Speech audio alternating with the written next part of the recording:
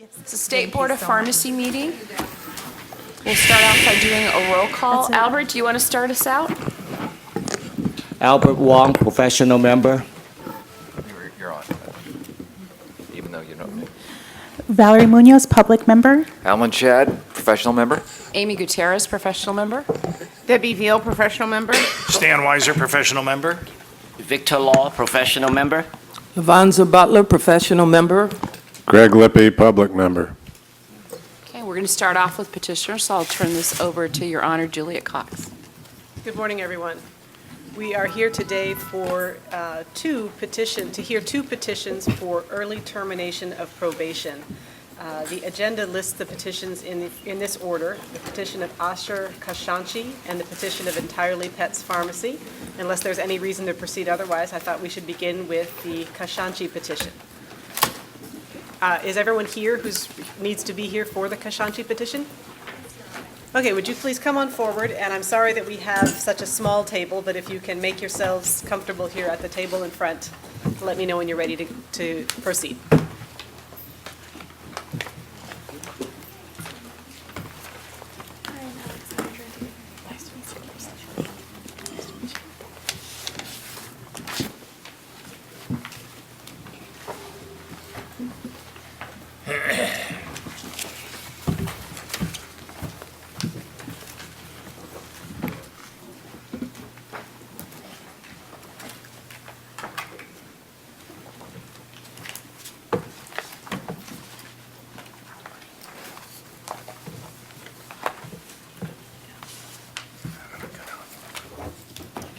All right, good morning. I'm opening now the hearing in the matter of the petition for early termination of probation of Asher Kashanchi. Have I pronounced that name correctly? Yes, ma'am. Okay, great. This matter has been assigned Office of Administrative Hearings case number 2016-100471. I'm Administrative Law Judge Juliet Cox, and I will be assisting the Board of Pharmacy today in hearing this petition. The matter is scheduled for hearing, and it's beginning on Thursday, October 27th at 9 o'clock in the morning in San Jose at a meeting of the Board of Pharmacy. I'd like to begin by having introductions from counsel for the parties here at the table, beginning with Representative of the People. Thank you. Good morning. I am Deputy Attorney General Christina Jarvis. I am appearing here on behalf of the Attorney General pursuant to Government Code Section 11522 and Business and Professions Code Section 4309. My role is intended to protect the public interest by ensuring that the board has adequate information from which to make a decision on this petition. Thank you. Thank you. Counsel? Good morning. Alexandra De Rivera, appearing for Herb Weinberg, who's representing Asher Kashanchi.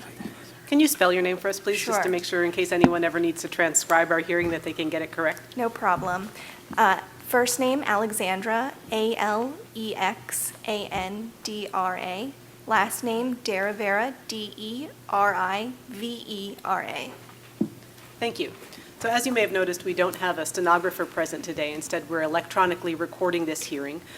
So there is a videographer, so in case anyone ever does need to transcribe it, they'll be able to use the video as well to match faces with names. But I may ask you from time to time just to say or repeat things to make sure that we do have an accurate record of the petition hearing. Let's begin with the Deputy Attorney General to introduce the petition. Yes, thank you. This petitioner first became licensed in 2005. The inspection that uncovered the violations of laws and regulations governing pharmacy was in 2011, and by stipulated settlement and order effective November 27, 2013, petitioner was placed on probation for 5 years and served an actual suspension of 6 months. A brief overview of the discipline is that petitioner and his pharmacy, for which he was both president and pharmacist in charge, illegally imported drugs and medications from Canada and then sold those drugs under, quote, similar national drug codes as though they were approved United States drugs. The inspector found a total of 20 drugs that were misbranded, 5 of which were not available in the United States. As part of this scheme, as uncovered by the board's inspector, there were a total of 13 violations of law, including billing fraud, selling, receiving, and dispensing misbranded drugs, inadequate record keeping, failing to comply with or have records available for the inspection, failing to have policies and procedures in place, failing to do the biannual DEA inventories, and failing to do self-assessments. In mitigation, the petitioner has been 100% compliant with probation. He has done at least 64 hours of continuing education, including ethics, prescribing in regards to opioids, pain management and addiction, and APHA courses in delivering medication therapy management services. Petitioner has also paid $27,566 in cost recovery. With petitioner's packet, he has provided 4 letters of recommendation, all verified by board staff. 1 from his attorney, who is also a PharmD, 1 from an MD, who has known petitioner since college, 1 from a previous supervisor, and 1 from his current supervisor. All of the letters are very positive, using phrases such as that petitioner is an excellent pharmacist, that he is competent and caring, he has unquestionable integrity, great customer service, he is kind and caring, and has a great moral and ethical background, and similar. Petitioner also wrote a letter to the board, wherein he states that he takes full responsibility for the issues. However, he also states that the purchases were made by his ex-partner, who is not a licensee of the Board of Pharmacy, and that his ex-partner assured him that these purchases were legal. Obviously, this does not explain the other issues at hand, most incredibly the billing to the NDCs for similar United States-approved drugs. Once I submit this packet into evidence, it will be petitioner's opportunity to discuss with the board and address these issues. And if I may identify the documents that I provided to the court prior to going on the record today, the document that is tabbed with the number 1 is the notice of hearing and agreement to electronic recording. And I would ask that be submitted for all purposes. All right. Is there any concern about Exhibit 1? No objection. All right, Exhibit 1 is admitted and will be considered by the board. Thank you. The document with the tab 2 is the stipulated settlement and disciplinary order in case number 4231, the underlying action in this matter, and I ask that it be admitted for all purposes. Is there any concern there, Petitioner's No Counsel? objection. All right, thank you. Then Exhibit 2 is also admitted and will be considered by the board. Thank you. And Exhibit 3 is the petition for early termination of probation submitted by petitioner with attachments including the certificates of continuing education mentioned earlier and the letters of recommendation. And I ask that be submitted for all purposes. Ms. De Rivera? No objection. All right, Exhibit 3 also will be admitted and considered by the board. Thank you. Thank you. And with that, that concludes my presentation. It is now petitioner's opportunity to address the board. All right, Ms. De Rivera, how would you like to proceed? Your Honor, I just have a couple of questions for Mr. Kashanchi, and he would like to give a statement following the question and All right. answer. What I'd like to do then, sir, is swear you in as a witness so that you can give your testimony under penalty of perjury. Do you solemnly swear or affirm under penalty of perjury that the testimony you'll give here today will be the truth, the whole truth, and nothing but the truth? Yes, Your Honor. Thank you. Please sit down. Please go ahead, counsel. Please identify yourself for the record. My name is Asher Kashanchi. And you are a pharmacist, correct? Yes. Can you please describe your pharmacy training? I have graduated from Midwestern University in Arizona, and I'm originally from California. I got my bachelor's from Cal State Northridge and did my AA degree in Pierce College, Woodland Hills. I attended Midwestern University from 1998 until 2001, at which time I got my Doctor of Pharmacy, a PharmD degree. I came back to California, which is my home, and once I passed the board exam, I started working as a pharmacy manager on my first day with a big corporation, Rite Aid Company. I was a pharmacy manager for about 4.5, almost 5 years, and by the end of that 5 years, I realized that I want to be a pharmacy owner. I didn't have the funds, so I opened the pharmacy with a non-pharmacist partner. We got the approval on November 2008. The doors were open January 1st, 2009. And are you familiar with the accusation and stipulated settlement in this case? Yes, ma'am. As part of your discipline, were you placed on probation? Yes, I was. And what have you done? Oh, sorry. Sure. And what have you done since you've been on probation? I had a lot of thinking to do once I got on probation. I spent 6 months in suspension, And during that time, I volunteered in the LA Unified School District, which I still do for my children. I volunteer in my temple where I go to services. During that time, I have worked under 100% of what the Board of Pharmacy asked me to do, as far as getting my quarterly report in, not traveling out of state, doing the hours under the direct supervision of the PIC, and doing everything the way that the Board of Pharmacy wanted me to do.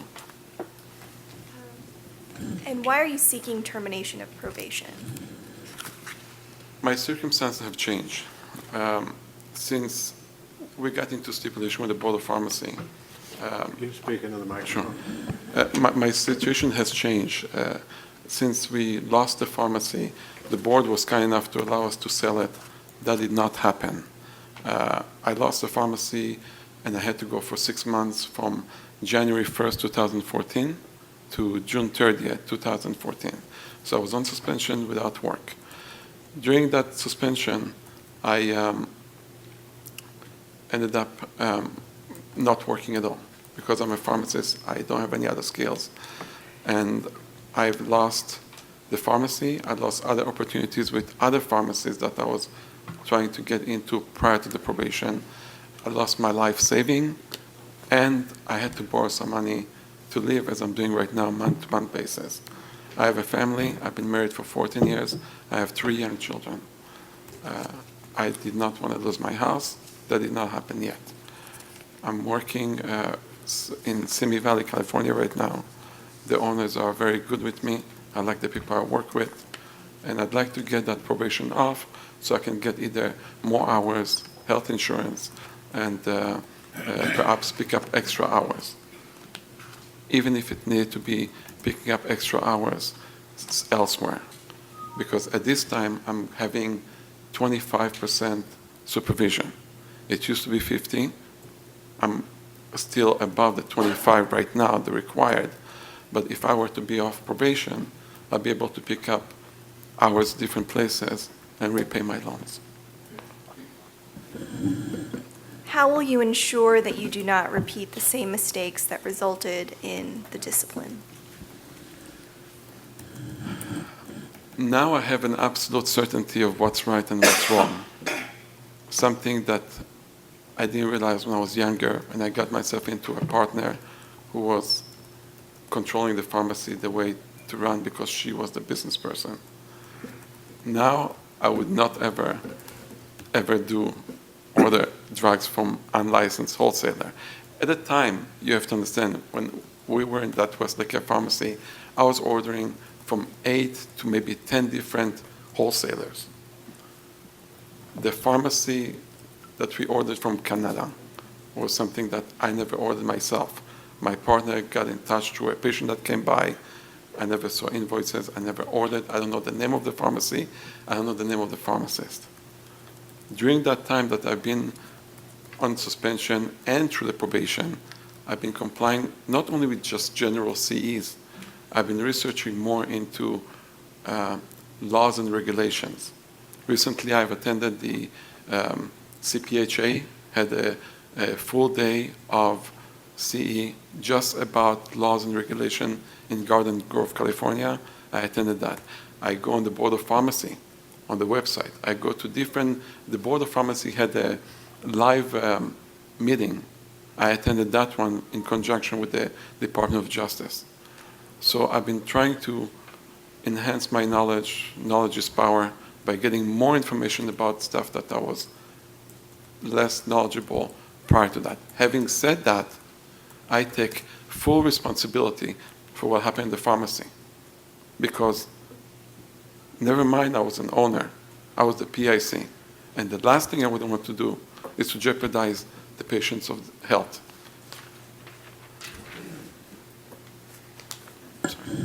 I have no further questions. If you would like to give your statement, go ahead. Yeah, if it's okay with you, I'd like to read it. It's something that I wrote, and I appreciate your time for reviewing my application.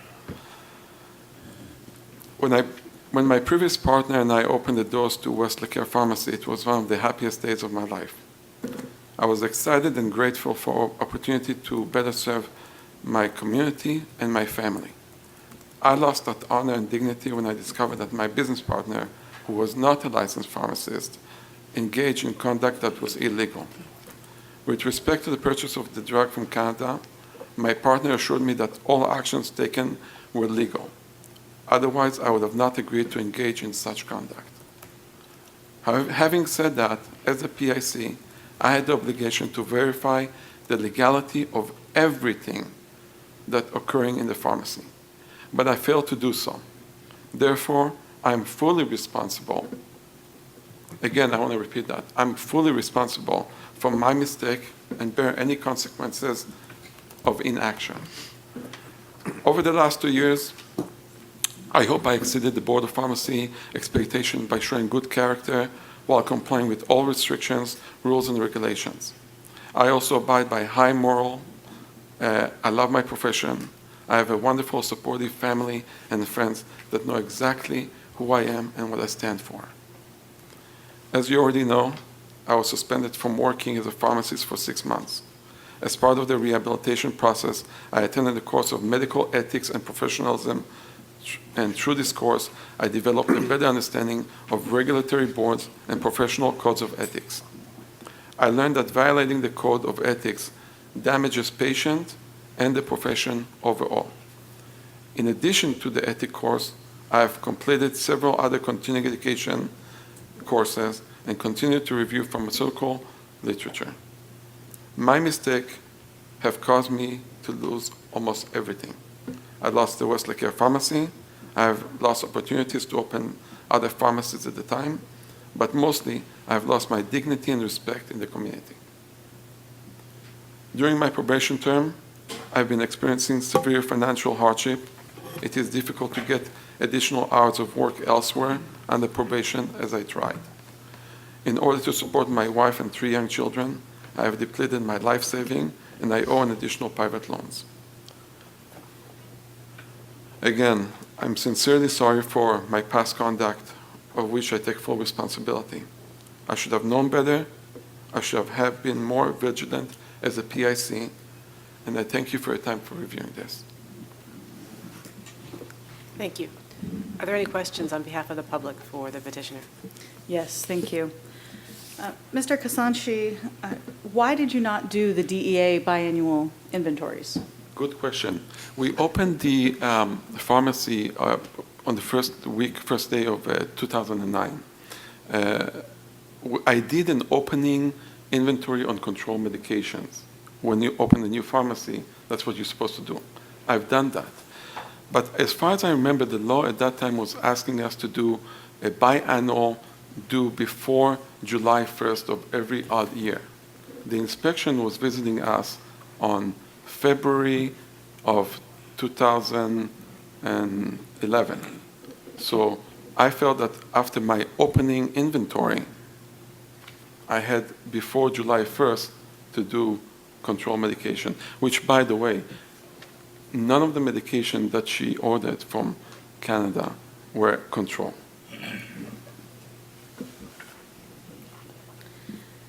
How did these drugs get billed under the similar NDC numbers? Okay. My ex-partner trained the technician to use the software by billing the NDC, because in Canada they had what's called the DIN number, which is the equivalent of the NDC. All the medications were on the shelf. They were not hidden anywhere. I love the patient even knew where it came from. But she did all the orders, and she trained the technician to place the name of the medication and bill that. Okay, but who supervised that technician? Overall, I have. I mean, I did a part of being a pharmacist by checking the drug-drug interaction, if the prescription was properly written, but she's the one who trained the technician initially to use NDCs from the system. Why did you not do the self-assessment forms? The self-assessment forms were done. They were misplaced. My ex-partner, again, assured me, because when the Board of Pharmacy inspector came in, we started looking for paper because we didn't have an office to save the stuff. A lot of the information was in different cabinets. It was my fault. I never owned a pharmacy before. I was working for a big corporation, as like Rite Aid and CVS that I worked before. The medication came from the warehouse. Over here, everything came from different places, so there were different files for different places for where they came from. But after the actual date of the inspection, you had time to submit more documents to the inspector, and you did not do so, correct? I would not know, because with the day of the inspection, and I'll tell you what happened. The day of the inspection, when that came by, my ex-partner told me, you don't worry about it, let me get in touch with the attorney, I'll put all the package together, I'll find all the information, and send it to the Board of Pharmacy. And at that time, you still trusted that partner? Unfortunately, I have, yes. I have no other questions. I'll turn it over to the board. All right. Before I do that, it's come to my attention that the petition form that we have admitted into evidence contains certain personal information about the petitioner, residence address, date of birth, telephone number, and I want to propose that we redact that information in case of any request for the record of this proceeding. Is that acceptable to the parties? It is. Thank you. It's acceptable. All right, then we'll do that. I'll make that order that information will be redacted from this exhibit in case of any disclosure of the record of this matter. So with that, then, I will ask the board if the board members have any questions. At President Gutierrez's suggestion, I'm going to start over here to my left and move around to my right. So we'll start with Board Member Lippy. Okay, thank you. I understand the situation with your ex-partner, and you say you take full responsibility. Yes. So there is one item here that didn't involve your ex-partner, but involved you directly, according to the board memo. And it said that you subverted the investigation by failure to have pharmacy records available and open for inspection, name tag missing on the pharmacy technician controlled substance inventory was missing, technician policies and job duties unavailable during the inspection, self-assessment form unavailable during the, well, you explained that, quality assurance policy and procedure unavailable during the inspection, inadequate record keeping, which I believe you said was your partner, and all these things that were not your partner, but you subverted the investigation. So tell me about that. Why did you do that, and how did you do it, and what was going on at the time? Thank you. That's a very good question.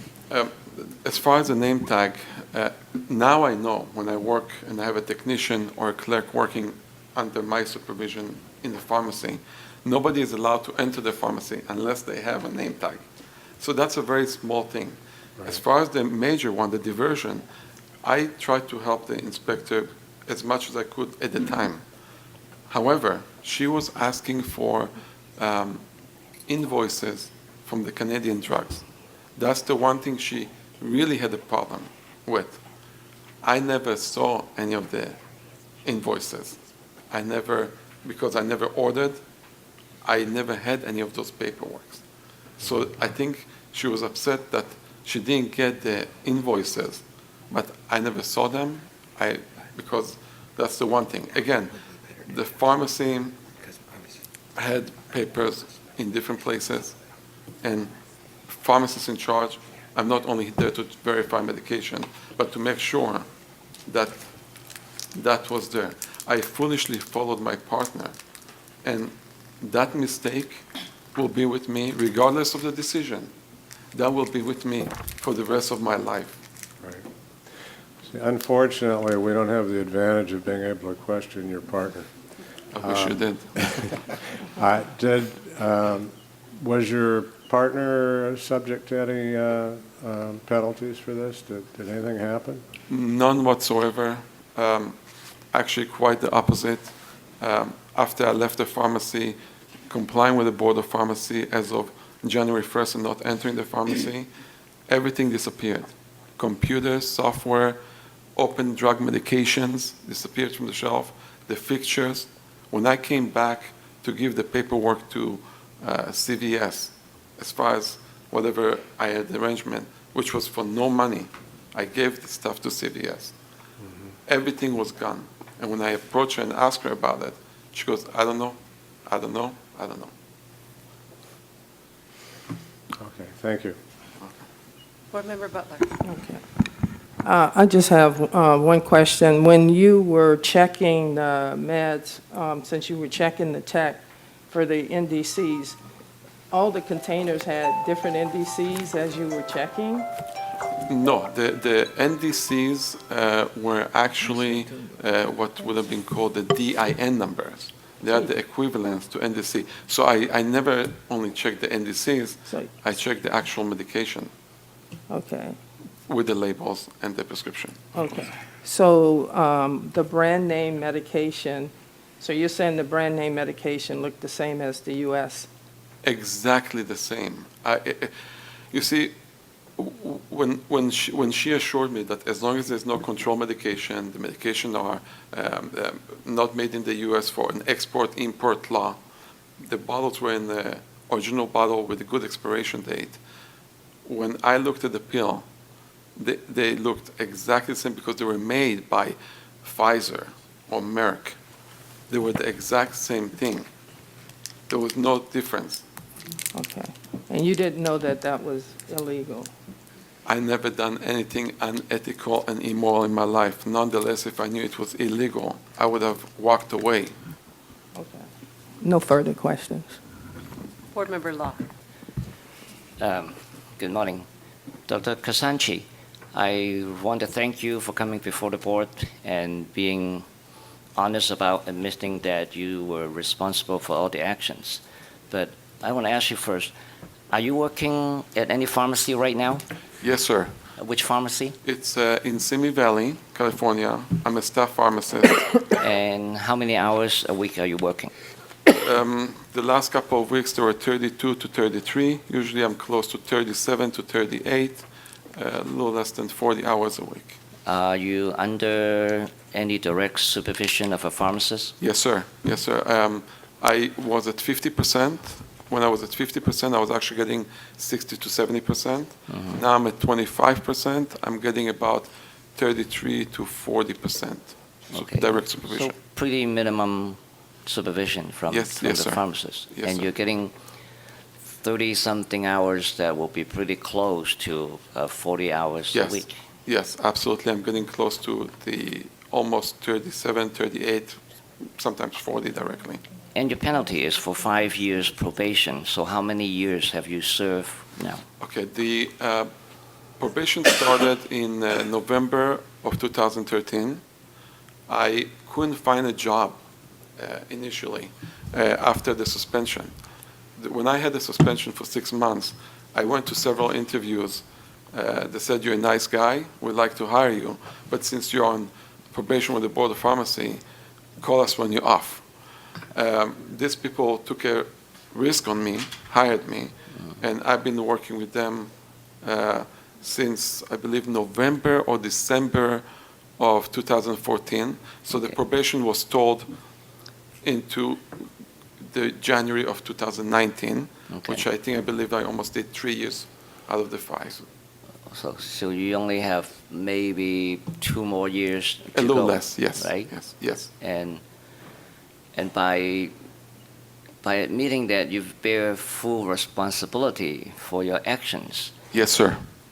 part of it is to accept full penalty that you actually were willing to accept at the stipulations right there too. So I just want to remind you, if you really truly think I bear full responsibility, you should be willing to accept the penalty at that time. And then now you're coming back and say, hey, wait a minute, I want a No, little less. no, no, Do you no, think no. that's a little... Mr. Long, tomorrow I'm going to go back to my job. I love my job. I intend to stay there if they like me, which I know they do. I'll go back. I just was hoping that I can make a little more money. If the board does not approve my petition, I told my counsel I'm going to have to go and do Uber, which I'm okay with that.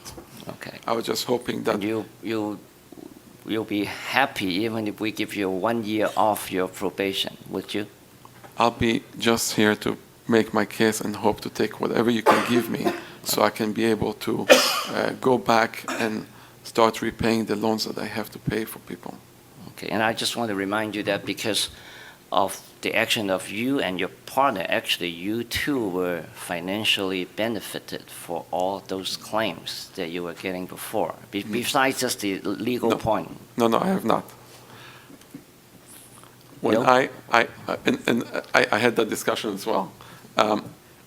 I never made more money of ordering the medications from Canada. My paycheck was the same exactly every month. But the company benefited. The company benefited because the money was diverted by the partner, all of it. Okay, and so what have you learned from this? Stay away from partners. I learned for number one, never have a partner again. Well, that may not be true.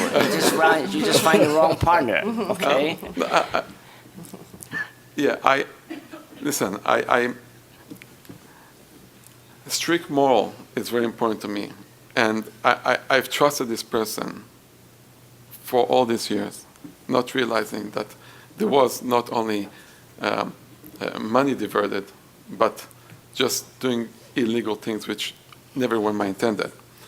As I grow older, I realized that this clarity of purpose has changed than in my youth. And I'm talking about 6-7 years ago, when I was very trusting. This is a point that I learned through the ethic course, that I have to be responsible for everything that happened, even though I was inactive in that pharmacy with what has been done. So, yes, you're right. Okay, all right, no further question, Your Honor. Board Member Weiser. Thank you very much for coming here, and I have no questions. Thank you. Vice President Veal. So I also thank you for coming. I know it's tough.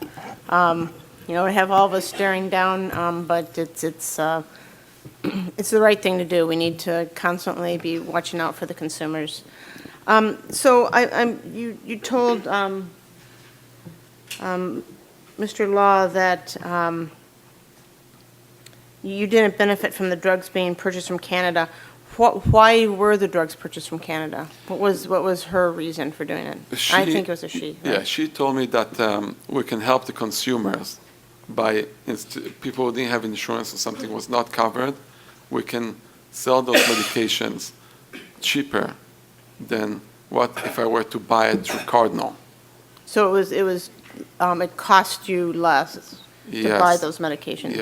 Yes. And I believe I understood the district attorney to say that some of the medications were not readily available in the U.S.? There were similar formulas of what was in the U.S. This came, what she mentioned, that which is absolutely correct, came in the later orders. I didn't know. I was investigating into that as well as looking into something that was of importance to me. For example, when a medication is recalled, how would I know that it's been recalled?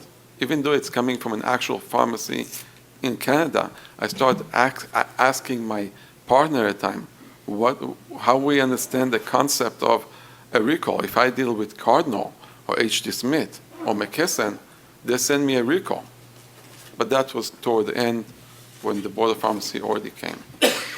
What percent of your prescriptions were from these Canadian medications? We only had, from the best that I remember, 8 to 10 orders throughout the 5 years that we've been there.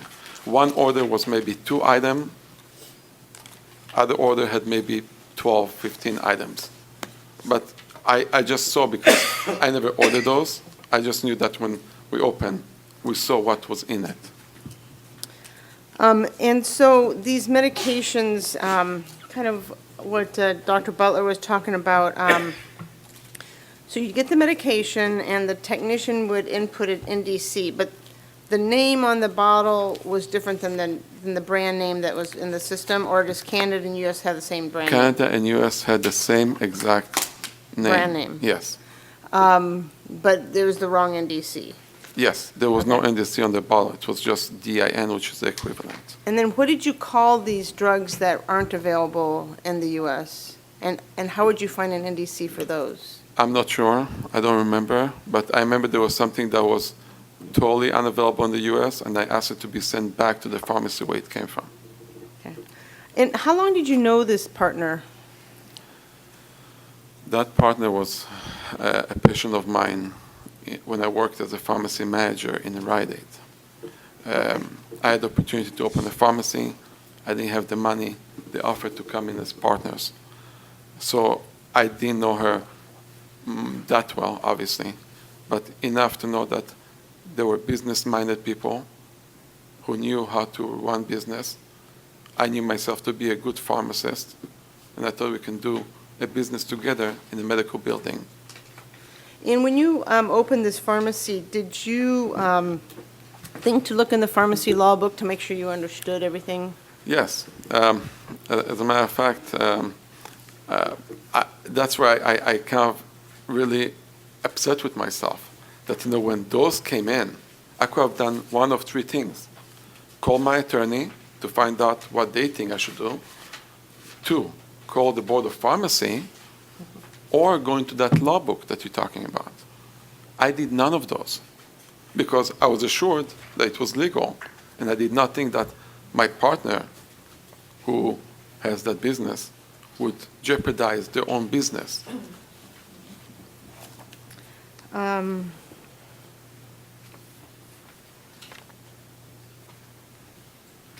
I think that's all my questions, other than just to point out that you do still have a partner that seems like has been true and faithful to you for 14 years. So don't give up on all partnerships. Well stated, well stated, well stated. She'll thank you for that. Thank you. Hi, Mr. Kashani, Dr. Kashani, thank you for coming today. I have a few questions. Your partner, does she have any type of pharmacy license? Was she a tech or what? Any pharmacy background? None. Okay, and what role did she have in the pharmacy? Because you said she set up all of the billing practices. Was she filling prescriptions? No. What was she doing in there? She was an office manager. The actual pharmacy was run by me as far as the prescription and a technician. She ordered from 2 different wholesalers, one of them the Canadian, paying the bills and arranging the store, doing several deliveries sometimes, but not more than that. But she was the office manager. Every bill, every check had to go through her because that was the agreement, that when we opened the pharmacy, it would be her accountant and her bank. I was free to choose the wholesaler and the software. So you were free to choose the wholesaler, and was one of those wholesalers the Canadian wholesaler? No, I knew nothing about the Canadian. The Canadian came late after we've been in the pharmacy for just a couple of years. It was when the Board of Pharmacy inspector came in, it was only less than a few months, a month or 2 months prior to that. How many pharmacists work there? Is it just you, or is there any other pharmacists? Just me. I never had any other cover for me. So what's your understanding of who signs for drug shipments? Me. So did you sign the wholesaler invoices From where? for the Canadian? Canadian came by mail to the pharmacy as came by something like a FedEx or something like that. It didn't come in. I signed up for everything but the Canadian, and I think there was another one that was called PBA, but these 2 were her responsibility. She signed for those. I signed for everything else. So there's still an invoice and a mailed package. So she signed for packing slips or invoices that were sent from a Canadian wholesaler. Which I never saw, yes. Which you never saw. Invoices, I never saw. That's what the board inspector was asking for. When she said diverting of medication, she was asking for those invoices, which I never saw. Okay, on the accusation there, the board inspectors have a number of drugs that says they were not available in the U.S. at the time. And they're basically, I mean, I'll give you an example of one that's on here is Imitrex DF, Niaspan FCT. Were you aware when you saw the package, I think as Vice President Veal had mentioned, you were checking them. I'm assuming you're looking at the original package. None of those medication went out because these were like the newest order that came in. This medication never left the pharmacy. I haven't had any patient on Imitrex DF dispensing. So these were just found in inventory, but you never dispensed any of these? They came within, I believe, it was a while back, I believe 2-3 weeks within the time. But there was no patient, there was no prescription for those. Even Maxol RPD?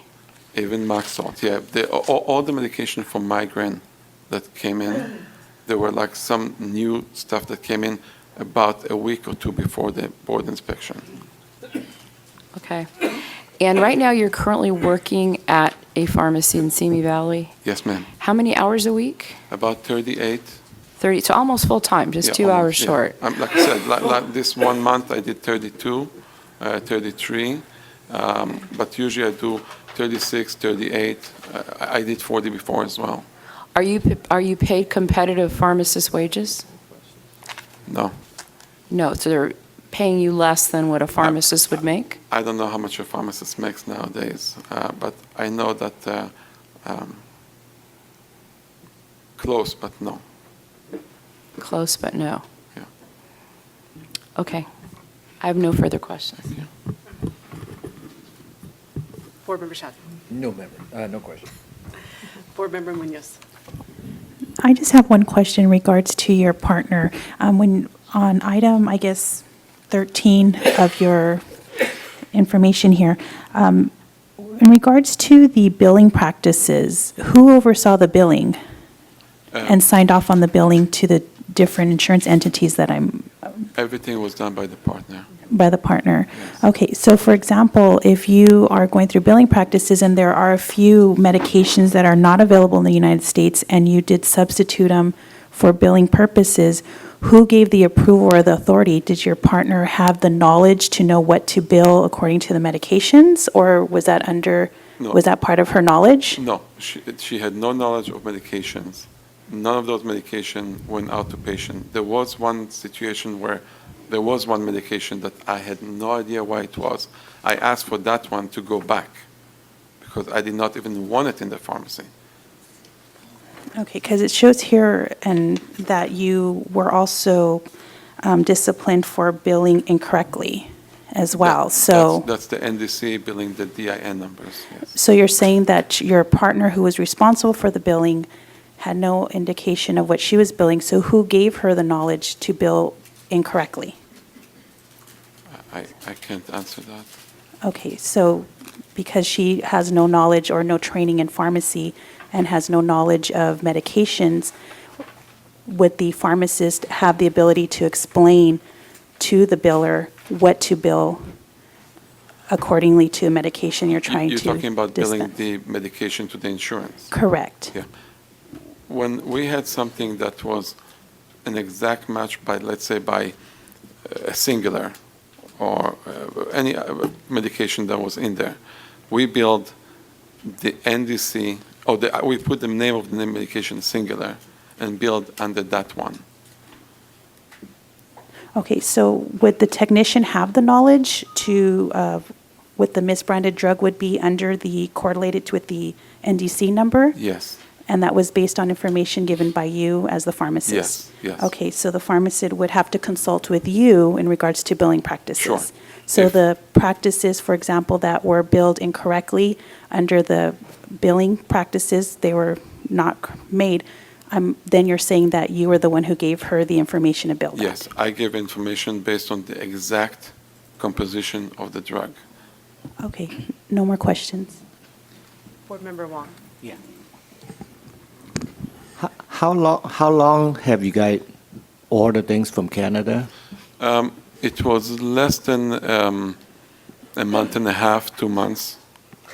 Less than 2 months. Oh, so you just order just for that short period of time? We just started ordering because the patient that came by acquiring about the cost of medication and talked to my partner, we did, from what I remember, about 8 to 10 different orders. Okay, that's what I want to know.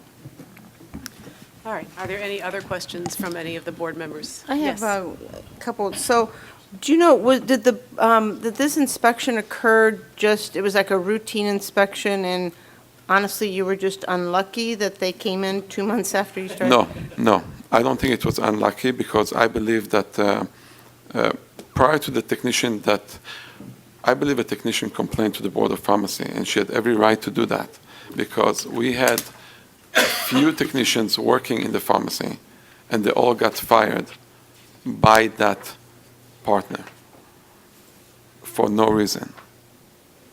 Okay. And you also had mentioned, when you made your statement, that the reason you'd like consideration for early end of your probation was financial and then also benefits. So I think Dr. Gutierrez, asked about your wages. Are you not receiving benefits from this current employer? No, I'm not. I'm an independent contractor who work an hourly rate only. So if we were to lift this, then these people would up your salary and you become an employee with I've been benefits? told that, yes. They told me. They've actually because- told you that? Yeah, absolutely. They've been very courteous. They've been great. The fact that they hired me under my circumstances, I appreciate for having a job. But if I can get health insurance for my kids, for my wife, again, I can pick up always a day or two somewhere else and just repay what I owe, because I owe money to people that I need to start paying. Okay, and I just want to clarify, you did actually dispense some of the Canadian medication? Oh, yes, Okay. yes, we did dispense, yes. Okay, thank you very much. Any other questions from any members of the board? All right. Will there be any additional evidence for the petitioner? No, Your Honor. Ms. Jarvis? I did have one follow-up question Of course. based on the board member questions. You had mentioned that your partner, essentially, it sounds like she was skimming some of the profit off of the business, and then when you went back after your suspension, everything was gone. Did you report your partner to the police? No, because, for example, we had $30,000 of medication that was going back to Cardinal, the wholesaler, the main wholesaler. The bottles were sealed. They went back to Cardinal. I immediately, the Cardinal sent me directly the check for $30,000. I took that money, deposited in the bank, took about $7,000 to send to the Board of Pharmacy to sell what I owe. That same day, that other $23,000, in addition to everything else, was gone. So if I were to pursue with a lawsuit, you have to understand, when I was on probation, I needed a job after 6 months of not working. It took me about 8 months to find a job. I didn't have money for an attorney, and I could not afford taking time off from work to pursue a lawsuit. Okay, but I'm not talking about a lawsuit. I'm talking about reporting your partner for embezzlement and theft. After I left in December 31st of 2013, I had no knowledge of what happened in the pharmacy. I could not even do anything. I was so devastated for losing the pharmacy. So I just wanted to start again and be as far away from her as possible. Now, in your stipulated settlement, you were allowed to continue working for a short time from the effective date before your suspension kicked in, correct? That's correct, yes. About 5 weeks, maybe? No, end of November, that's right, sounds about right. 4 to 5 weeks. So what did you do during that time? I was trying to help our patients to find some other pharmacy for their needs. Just because I made a mistake, they should not be penalized for it. I helped transfer medication to CVS, that all my files were supposed to go there. I was more concerned not about me. I knew I'm going to be 6 months without work. I cared about the people that need medication right away. And that was my obligation, to make sure that they wouldn't have any refill on their blood pressure medication, and they don't know where to go because the pharmacy closed down. Okay, thank you. I have no further questions. Okay. So is there anything else on behalf of the petitioner? Nothing further, Your Honor. All right, before we conclude, would you each like to summarize briefly your positions for the board? Go ahead, Ms. Jarvis. Thank you. The position of the Attorney General's office is to leave this, obviously, to the board's very capable hands. There were some points that I think were very adequately fleshed out by the questions of the board, as well as myself, that I think this petitioner has not, and maybe cannot, fully answer. I do have concern that this partner is out there somewhere and that this petitioner has taken no action to bring her to justice.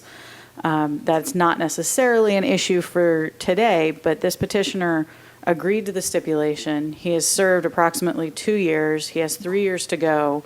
It seems to me that this is the agreement that he agreed to and should be bound by. Thank you. Mr. Rivera? So Mr. Kashanchi is asking the board for a second chance. He has been profoundly humbled by the rehabilitative process, and he fully accepts responsibility for his past transgressions. And he understands that he alone is culpable and for his mistakes. But now he seeks to use the lessons that he learned to be a more honest and responsible physician. He is confident that these lessons learned over the course of his probation will not only deter him from repeating his past mistakes, but will also strengthen his resolve to adhere to the highest ethical and moral standards.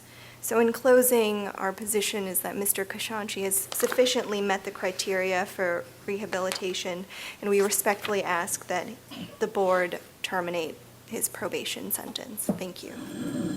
Thank you. The board will take this matter under submission, and we'll deliberate about it later today and issue a written decision. Thank you very much. That'll conclude. Thank you. That will conclude this hearing. Do we have time for a short break before we Yes. proceed with the next one? Yes, can we do maybe 10 minutes and get back on? Let's do that. So we'll take a brief 10-minute break before we proceed with the next petition.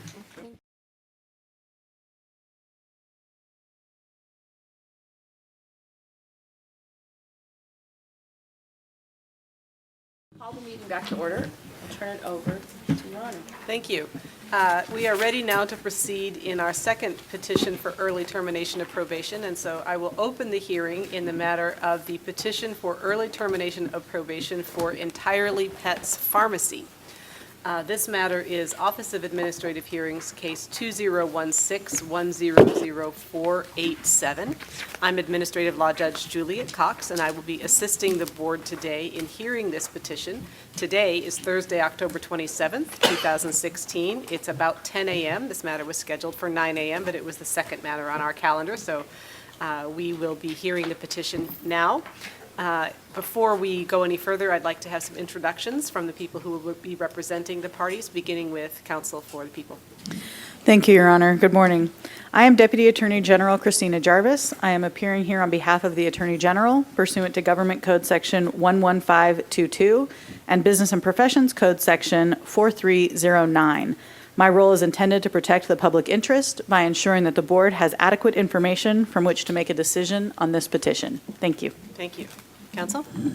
Good morning. Alexandra De Rivera, appearing for Herb Weinberg on behalf of Entirely Pets Pharmacy. Thank you. Good morning. I am Rita Guman. I am the majority owner of Entirely Pets Pharmacy. I'm also a veterinarian who has her license, veterinary license inactive ever since I have applied for the pharmacy license. That was 2011, and I'm also a mother of 4 kids. All right, we'll hear more from you, I'm sure, about your business in just a moment. The way we're going to proceed first is that I'll ask Ms. Jarvis to introduce the petition and explain the background of the matter to the board, then turn it over to petitioner's counsel to present the petitioner's case. All right, Ms. Jarvis? Thank you, Your Honor. The petitioner applied for licensure on or about October 21st, 2011, and the application was denied on January 18th, 2012. At the time of the denial, petitioner also had 4 citations then outstanding against them. All 4 citations and the reason for the denial is that from at least May of 2009 through at least March of 2010, petitioners acted as a pharmacy and wholesaler in the state of California without obtaining any licensure from the Board of Pharmacy. Further, they filled prescriptions online, one of which did not have a valid prescription, Another had a prescription for 0.5 milligrams of Metacam for a feline patient. However, petitioner dispensed 1.5 milligrams of Metacam. There were overall 6 causes for discipline. The first was the unlicensed practice of pharmacy, inadequate labeling and/or deviation from prescriptions, improper dispensing pursuant to internet prescriptions, unlicensed wholesaling, dishonesty, fraud, deceit, or corruption, and unprofessional conduct. Petitioners were also, or petitioner, the pharmacy, was also at that time wholly owned by 2 married individuals, both with veterinary licenses, one expired and one valid. The pharmacy cannot be owned by anyone who can write prescriptions or who has a common law interest with someone who can write prescriptions. Petitioners entered into a stipulated settlement with the board whereby, effective October 22nd, 2012, and once the ownership issue was sorted out, petitioners would be granted their license as a pharmacy, which would be immediately revoked with the revocation stayed for a 5-year probationary period. Petitioner's pharmacy license was actually issued on December 19th, 2013. Petitioners have been 100% compliant with their probation terms, including regular payments of a $50,000 civil penalty, of which $5,625 remained outstanding at the time of the memorandum.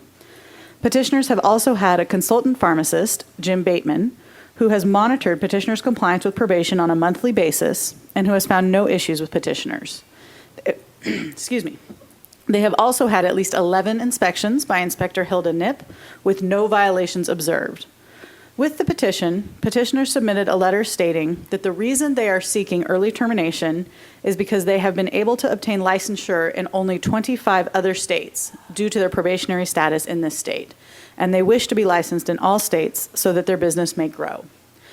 Petitioners also submitted 6 letters of recommendation, 5 of which were able to be verified by board staff. 2 of those letters were written by the current pharmacist in charge and another pharmacist employee. My only concern with those 2 letters is that they are nearly identical. There are a few word choices that are different, so I can't say it's directly a copy and paste situation, but one had to have been written with the other letter for reference. Mr. Bateman also submitted a letter of recommendation along with his approximately 36 monthly consultant reports. Another one of the recommendations was from Fiona Ma as a private citizen and a consumer of petitioner. Ms. Ma states that she is not specifically aware of the discipline. This letter, therefore, does not qualify as a letter of recommendation under Business and Professions Code Section 4309B. There is also a letter from Andy Lee, who states he is also not aware of the discipline or the activities of the pharmacy, and that he was specifically writing the letter of recommendation about the PIC, not the pharmacy. There is no reference to the pharmacy in this letter. Another pharmacist named Richard Nguyen, that's Nguyen, which is the unverified letter, also appears to have been written specifically for the PIC, and again contains no reference to the pharmacy. Therefore, I don't believe that these letters can be considered letters of recommendation for this pharmacy. Petitioners have brought some exhibits to submit to the board, which we will discuss a little bit later. But at this time, I would like to submit the exhibits for this petition and then turn this over to the petitioner to address the board. So Exhibit 1 that was provided to the court prior to going on the record is the notice of hearing and agreement for electronic recording. No objection. All right, Exhibit 1 will be admitted and considered by the board. Thank you. Exhibit 2 is the stipulated settlement and disciplinary order in case number 4294. And I ask that it be submitted for all purposes. Mr. Rivera? No objection, Your Honor. Exhibit 2 also will be admitted and considered by the board. Thank you. And Exhibit 3 is the petition with the submitted attachments as described above. And I ask it be submitted for all purposes. No objection. Exhibit 3 will be admitted and considered by the board. Thank you. This is now the petitioner's opportunity to address the board. All right, Mr. Rivera? Your Honor, I'd like to call my first witness, Ritu Guman. All right. Ms. Guman, would you please stand up and raise your right hand? Do you solemnly swear or affirm under penalty of perjury that the testimony you'll give here today will be the truth, the whole truth, and nothing but the truth? Yes. Thank you. Please sit down. Go ahead, Ms. De Rivera. Please identify yourself for the record. I am Ritu Guman, and I am the majority owner of Entirely Pets Pharmacy. I own 91% of the pharmacy, and I'm also a veterinarian who has put her license on inactive status to be able to own a pharmacy. Can you briefly describe the nature of Entirely Pets' practice? Entirely Pets Pharmacy is an online pharmacy called as Entirely Pets Pharmacy.com, and it is basically a closed-door online mail order pharmacy, and it take care of the client's prescription that are sent to the pharmacy by the veterinarians. We do not do controlled drugs or compounding, so it's just pure and simple non-compounding and non-controlled drug pharmacy that dispense or sends it through the mail. Are any of the controlling owners of the pharmacy authorized to prescribe medications in the state of California? Yes. So I am approximately 91% of the owner, and my husband, who is also, his name is Mandeep Guman, is also a veterinarian, and he is licensed in California as a vet, and his license is active, and he can prescribe. But he's not, I'm sorry, can you repeat the name of the 9% shareholder? Sure. Mandeep Guman. Is Dr. Guman a majority shareholder or a controlling shareholder in the pharmacy? No. Has the pharmacy been in compliance with the terms of probation? Yes. And can you please describe Entirely Pets' efforts to abide by the terms of probation? Entirely Pets Pharmacy has been licensed in 2012 or 2013, around that time, and we have been in compliance with all the needed things that were needed to be done from day one. The first was for me to be the owner, to keep my veterinary license on inactive status that I have. And I make sure every 2 years I get the renewal, I send it back as inactive. The other thing was to have monthly consultation reports done by an independent consultant, that is Jim Bateman. So he has been coming in every month for the last 3.5 to 4 years, and doing what he needs to do, told by the board, and we have always had no issues, not even a single one from day one on all the consultation reports. Then we had inspections done by pharmacy board inspectors, and they come unannounced, and we have been able to pass those as well in flying colors. Let's see what else was under probation. I think those were the main basic things that were as an owner, I was supposed to take care of.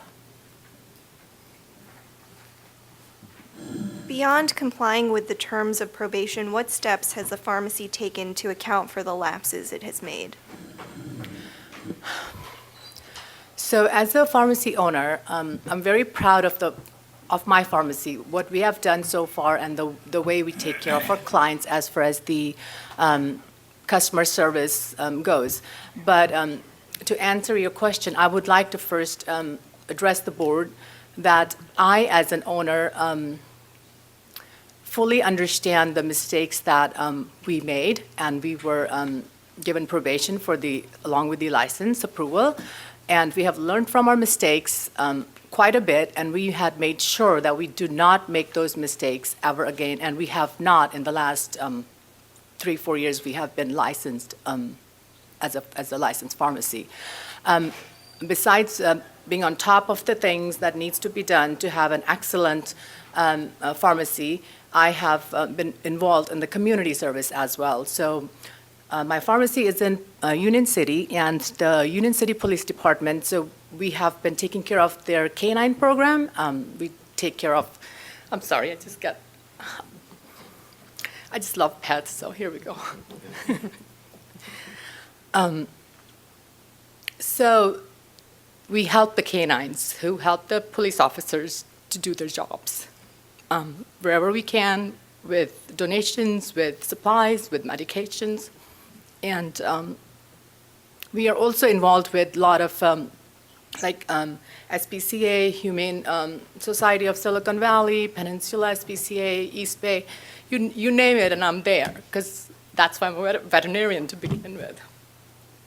But we did make mistakes, and we have learned from it. So these are a handful of the community services that I'm involved with, and there is also a dog park near our pharmacy, closed-door pharmacy, called. It sounds like dragon, but it's not like a dragon dog park. So we also take care of the dog park for the community. Lots of pet lovers, they bring their dogs there. We have helped them with supplies, with whatever the dog park needs to get updated with. So, they have a good time. They're playing with each other. So those are the things that I, as an owner, got involved after getting the pharmacy. And besides that, as a veterinarian, since 2001, that's when I got licensed in California, I've been involved with a Search Dog Foundation. That's a national level Search Dog Foundation that takes care of a million of things and basically helps the firefighters to go in situations where, the foundation dogs help them search for survivors of whatever the reason they're trying to help out for. So those are the things, few things that I wanted to mention here. But there's a lot more besides just the pets that I volunteer on a daily basis to just help my community where I live.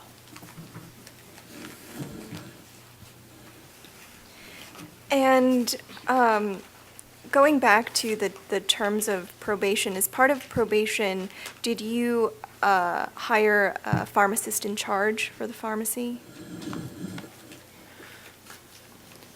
Yes. So the license, when I applied for the pharmacy license, so when I realized and found out the mistakes we have been making as a veterinarian, we are supposed to have a licensed pharmacy and a licensed pharmacist and a licensed technician to dispense any of the RX medication. So I ended up meeting this wonderful PIC. She's here, Rashmi, and she's been with me from day one, even before opening the doors. From day one means when I applied for the application, she has been there with me. And her and I are on the same page to making sure everything is done legally and we abide by each and every pharmacy law and rules that needs to be taken into consideration before dispensing any kind of medication. And we have been very lucky to have a wonderful staff as well. They are all licensed technicians. Yes, I have a pharmacy PIC since then. And why are you seeking early termination of your probation? So I think we have almost 1 year left before the probation is going to end, a year or year and a half. We had lots of issues in terms of getting licensed with VIPS. And if you're not a licensed pharmacy under VIPS, you can't advertise on Google. So when there's no advertising on Google, there isn't much clientele. So basically, we have done well in terms of a very brand new pharmacy under probation. But to increase the number of customers, you need to put your name out. That's what I have realized in the last few years, being a pharmacy owner, that you need to be on Google. And to be on Google, Google is not going to let your pharmacy advertise. If you search for some medication, Entirely Pets Pharmacy is not going to show up because we don't have VIPs, and Google doesn't allow you to advertise. So to have VIPs, so I did apply for VIPs, and that's why That was, I think, the second year, and then VIPS did ask me to withdraw the application if I want to reapply once the probation terms are done. Otherwise, I won't be able to apply there ever again. So I pulled my application and waited for the probation terms to be taken care of. So if we end up, so if we apply for VIPS next year, after 5 years are done, it takes at least a whole 1 year to do the application, to get the approvals, hoping that they will approve your application. So my goal in this was to get a little head start. So by the time we get VIPS approved, we are able to, get on Google and get some customer base going. So that was one of the issues. The second reason for applying for early termination is that there are lots of states in U.S. that will not, you can't even apply for out-of-state licensing. And then there are some you do apply, but then they also give you a license with probation, and there are more fees that you have to pay to some of those states too. So it's been kind of getting to the point, and I have been learning myself also over the years I have been licensed, that it would be very nice and humble of the board to consider ending the probation at least a little sooner, so I get some time to establish my business in a better way. May I ask you a question? So in case anyone needs to transcribe your remarks, were you using an acronym, VIPS? Yes. What does that stand for, please? It's called, I don't want to say it wrong. I think it's Verified Internet Pharmacy Provider Service. Something like Verified Internet Pharmacy. So it's VIPPS? Yes. Yeah. All right, so if someone wants to transcribe it, they can get that correct. Thank you. Go ahead. I'm sorry.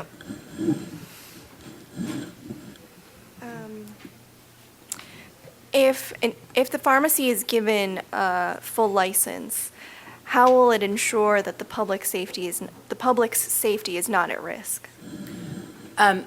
Just the same way we have been conducting all the pharmacy businesses since the day we have been opened. So it's a closed-door pharmacy, and our only person who is allowed to open the pharmacy is our pharmacist. So it's completely under our pharmacist's control. So the rest of the times, if the technicians need to go in or any other staff needs to go in, they don't get to go in unless and until pharmacist opens the door of the pharmacy. So so that's one of the biggest things. Number two is, I make sure that my license is on inactive status. What that means is that I cannot prescribe or practice veterinary medicine. And I have made that conscious decision purposely. So there's a reason why I went into online pharmacy dispensing than practicing as a veterinarian, because the idea behind online dispensing of medication to pet owners is to bring them these medications at a much affordable prices that they normally get at our veterinary clinics. And I come from our veterinary medical world, and we know how much the markups are. And that has always been the goal from day one for the online business. And it is very rewarding when we get letters back from the customers saying that they were able to save certain amount of dollars because of your pharmacy. And we work really hard to keep the prices low to get the best pricing from our licensed manufacturers or the companies that we buy it from. I have no further questions. I have another witness to call, but should I call the next witness, or should the board? What we'll do is first Ms. Jarvis can ask some questions, and then the board asks questions to finish with this witness, and then we'll proceed with your next witness. Okay, thank you, Your Honor. Certainly. Ms. Jarvis. Yes, thank you. I also actually have a question for counsel. Are you going to submit the binder we discussed earlier? No, I'm not planning to. I was originally planning to submit an additional exhibit binder. I would like to see if I could submit. It's a letter of recommendation that was recently written by the mayor of Union City, and it is in regard to the Dragon Dog Park. Unfortunately, I only have 4 copies, but I will defer to Your Honor and the board as to whether it will be deemed acceptable. I think that we'll need to have a copy for each member to consider. Laura, well, one definitely for the record. Yes, and unless you'd if like to members share. It's wish, kind of- they We can can, share. we can share. It's Okay. okay. If the board thinks it'll be practical to share the 4 copies you've had, then yes, if you'd like to submit the letter and I can mark it for identification and we can, do you have it now? Yes, I do, Your Honor. All right, would you like to May bring I it up? approach? Yes. It's kind of like chopped and not having food on every plate. I apologize, we only have 3 copies. Okay, that's it. Oh, okay. If you will. Forget it. It's 4-0. Thank you. All right.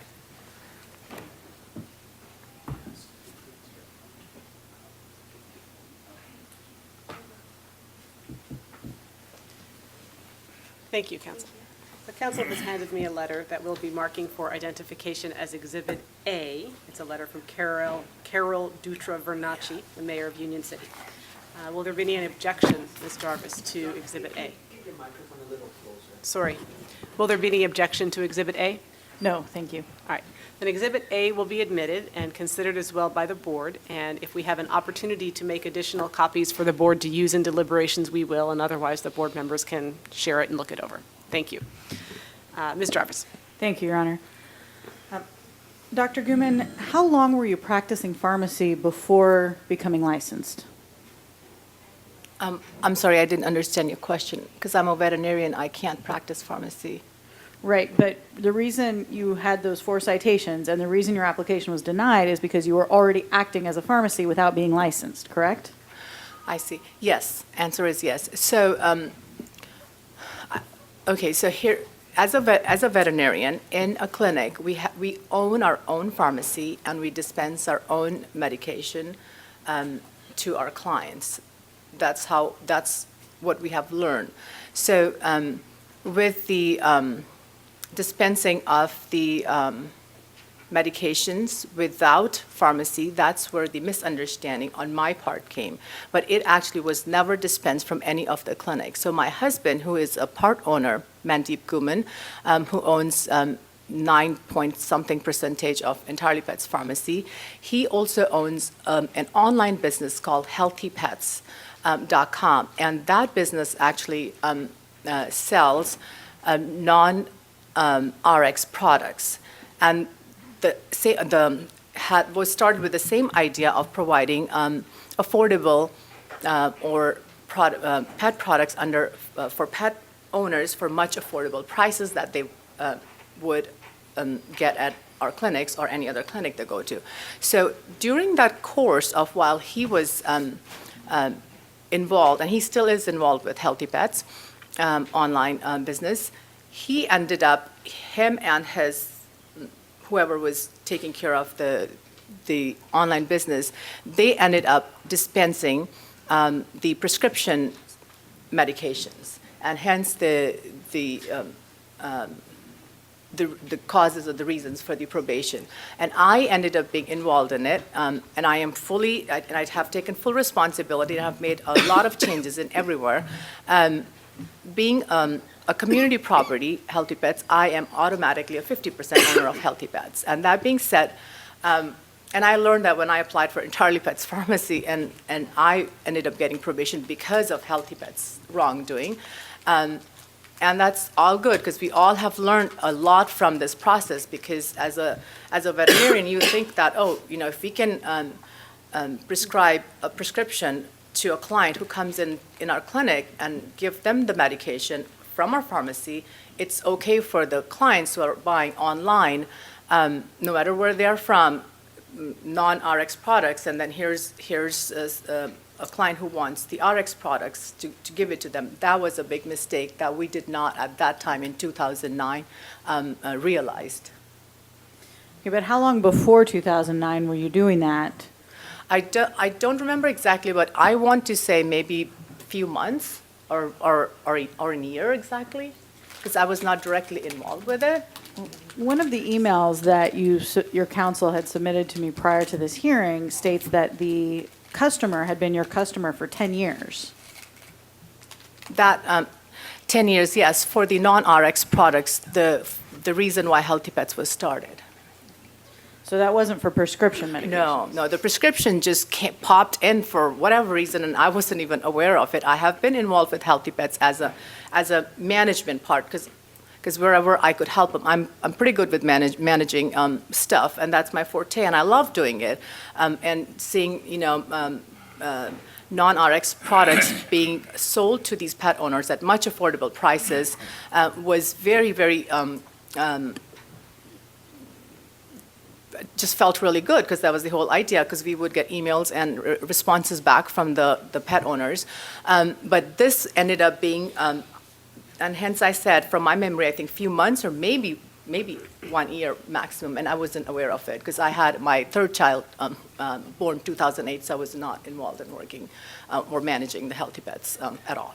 So is it your testimony that you yourself did not dispense prescribed medications without being licensed and without any pharmacist involvement? Yes. So you yourself were not involved with that? No. Before you were cited and began having issues with the Board of Pharmacy, did you ever review the laws of pharmacy? Can you please repeat the question? So before you were cited, your first citation, I believe, was served on you in approximately November of 2010, correct? I'm sure it's correct. I don't remember, honestly.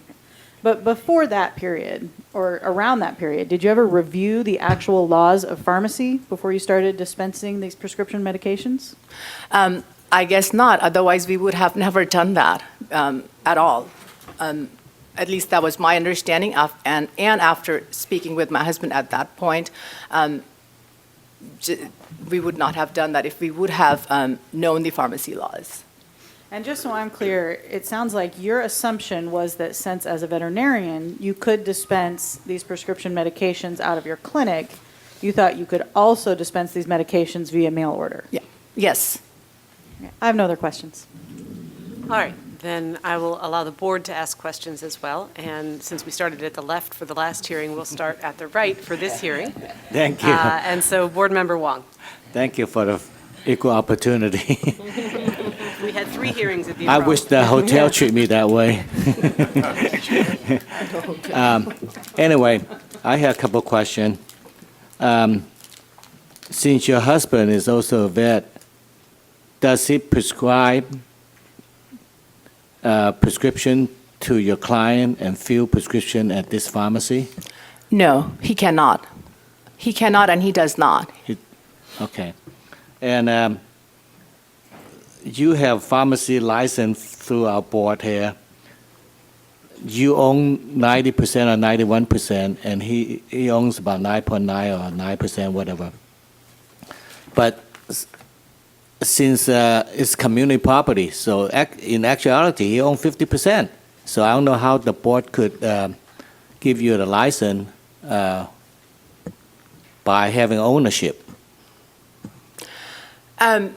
So the ownership has nothing, okay, so let me see, how do I answer this? So the ownership, the way ownership has been set up is a veterinarian or any doctor who can prescribe prescriptions cannot own any pharmacy more than 10% of the share. Was it 10%? Yes. So, and hence, that's how I made. But in actuality, he owned 50% because it's community property. Well, that's how I got into trouble because of his wrongdoing, being 50% owner of Healthy Pets. And I totally understand. We both have learned a lot, and we're really happy that we made mistakes, we learned from it, and we have done so much better in our veterinary medicine, online business, and with the pharmacy also. So I would like to explain on my own to you that the reason I added my husband as a 9.whatever% owner is there's a reason behind it. Otherwise, I wouldn't have had him on the list. The reason is that to buy veterinary products from legal licensed wholesale manufacturers, you have to have a licensed veterinarian on board. Because when you open an account to buy the products, when I say products, we're talking about completely RX products that needs prescription by the vet and needs to be dispensed by the pharmacist. So to have those accounts open so you can buy the legal RX products from those companies, you have to have a licensed veterinarian on board and be able to present his active veterinary license. So that's the law with Yeah, the, that was my other question. So you were able to buy the medicine with the vet license. You could buy any medicine with the vet license before you have a pharmacy license, right? And that's how you, yes, yeah, yes, that's how you get all your medicine before you get the pharmacy license. yes. So now you have a pharmacy license now, then you should able to order all the med without your husband's vet license. No, because I cannot own a pharmacy if my license is active status. My license has been on inactive status ever since I applied for the pharmacy license. So that is one of the other laws that you have to abide by. And when you are a veterinarian and you're licensed but on inactive status, you cannot practice or prescribe or order. So those companies want to see active veterinary license to be able to But my buy. question, so since you already got the license from the Board of Pharmacy, but you could use that license to order all your vet medicine. No, I cannot. They do not open the accounts on just solely on the pharmacy license. They need to see an active veterinary license also in their application. Only then you can order the legal pet RX products. No further question. Board Member Munoz. Excuse me, Albert, what they probably did is they set it up so that her husband quit-claimed his ownership over to her, so it's separate property. So therefore, that's why she wouldn't be considered, I mean, he wouldn't have owned 50% through the community property. Board Member Munoz. No questions at this time. Board Member Schott. President Gutierrez. No questions. Vice President Veal. Yeah, I have a couple questions. I guess the first one, can I ask Ms. Jarvis a question?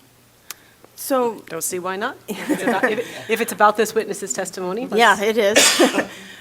So this question we just had about common law, do you agree with the way defendant here has expressed that it's, her husband would not, could actually be 9% and not 50% as, Right. That is my understanding, that Okay. as long as the husband, and I don't know what legal mechanism they used, it doesn't necessarily have to be a quitclaim, but as long as he does not have any claim on her 91%, then he can be a part owner at less than 10%. okay, yeah, but somewhere in there it did say something about unless it's a common law, but in this case, we're okay with that. Right. Okay. I think the issue, that was the issue as to why it took so long for him to get licensed after the disciplinary order went into effect, because they had to put that structure, that framework, before they could actually be issued their license. Okay. All right, so we're okay as far as that goes. So when you receive requests from consumers in states where you're not licensed, what do you do? We don't ship them, we can't. So you just inform them that, I'm Yes. sorry. So on our website, we have a map of our country, and it shows which states we're licensed in. And only those states, and when they place an order, only those states will pop up. Nobody can make a mistake either. Okay. So I actually typed in Entirely Pets Pharmacy on Google, and you came up. So the name will come up, but if you are looking for, if I am a pet owner, I have 4 pets, and I'm pretending I'm not a veterinarian, not a pharmacy owner, and I want something for my Rocco, okay, let's say Rimadyl. Right. My veterinarian prescribed me Rimadyl, and it's for $80, and let's see, you know, what good deals I can go online. So if you type Rimadyl, Entirely Pets Pharmacy is not going to pop up. That's how the customers and the clients actually look. They don't know how many pharmacies are out there. They only know the name of the product that they're looking for their pet who is sick or other reasons, and that it won't pop up. Right. Because Okay. RX products, Google does not let you in unless you have VIPS licensing. Okay. And you do dispense Rimadol? I'm sorry? You do dispense Rimadol? You- Rimadyl. Rimadol. Rimadyl. You do dispense Rimadol? Yes, yes, ma'am. Okay. So your husband, is he an active veterinarian? Does he actually have a vet practice? He keeps his license active, but he is not practicing. Do you fill prescriptions for any humans? No, we do not. And we don't intend to either. And then on question 14 in your application, it said, are you now on probation or parole for any criminal or administrative violation this state or any other? And you answered that no. Yes. Aren't you on probation? Yes, I am. I thought the question meant anything else besides this. I see, okay. That's how I understood the Okay. question. Sorry about that. Yeah, no, I just, not trying to catch you. Gotcha, okay, bye. No, I'm Just wanted glad to you make asked. sure So we're- now I we're know too. on the same page. And I guess the last thing, and I'm going to be interested to look at this recommendation letter from the mayor of Union City or whatever, but prior to Ms. Jarvis bringing up that the recommendation letters really don't meet the criteria, were you aware that having employees and letters that are talking about your PIC there, who apparently is a wonderful person, that's really not the purpose of the recommendation letters, that we're looking for recommendations that, yes, you really have done everything you're saying? Yes, I understood that the recommendation of letters were for the recommendation for my PIC, for my staff, how good the work they have done, how good we all are abiding by all the laws and regulations, how good the pharmacy has done, and hence we printed like tons of customer compliments and comments, and I didn't register that way that it's in regards to me. As a petitioner, the recommendation letter needs to be. Yeah, I mean, entirely Pets Pharmacy is the petitioner, right? Right. So it's not, and that's who's here, okay. And I guess, do you have any other, I mean, have you looked now that you know that you're a pharmacy, have you looked at our laws? Do you understand? Yes, I do. And I keep up with it too. And then I have a great PIC. She's been with me from day one. Even before getting licensed, we didn't even know we were going to get licensed or not, but I wanted to get into it because I felt like, oh my gosh, we've been doing so wrong, we got to get this fixed the right way. And hence, I kicked my husband out, kept him to the point. Not of the marriage, but of the. Out of the business. And she has been a blessing in my life, my PIC, because we relate to each other in so many different levels, and hence we've been able to do a great job, in our opinion, with our pharmacy services that it provides to the pet owners. Thank you very much. Thank you. I just had a question. What is Heartland Vet Supply? It's a pharmacy in Nebraska, and it's my PIC and myself have been contemplating into doing business with them, and it's in the pipeline, and we've been thinking about joining hands with them if they are willing to fulfill the states that we don't have, because we still get a lot of calls and emails from clients, or not clients, pet owners who are who live in states that we don't have license because of the probation. And then so far, all these years, we have been telling them, sorry, we can't fill it, sorry, only the states that are licensed on the website. But now, lately, we found out that it's okay. And we did not know it has been, I guess, okay for a while, according to the law, that we can send our clients to another licensed pharmacy to fill our orders. So that's what we have been talking to them. This is like just this month currently. So your website's currently referring patients that live in these other states to Heartland Vet Supply? That's a brand new posting. Rashmi and I were just talking about it this morning, and she said, yes, I have put it on there just to make the clients aware, because she checked that we can do that. And hence I said it's in the pipeline to see if it works out with Heartland for those clients who are coming to our website and want from the states that we're not licensed in. So you have no referral contract or any other business relationship with No, Heartland Vet Supply? I'm sorry. No, we're working on the contract. And just one last question. I also see that you're shipping internationally. How do you manage if you get a prescription for Rimadyl from out of the country? I think my PIC would be the best person to answer that question because I am not involved into day-to-day work. She is fully in charge of the pharmacy. I just take care of the things outside the pharmacy door. Thank you. Okay, I do have one follow-up question. So it actually sounds like you are getting quite a few referrals. Where are these people coming from? I'm not really sure.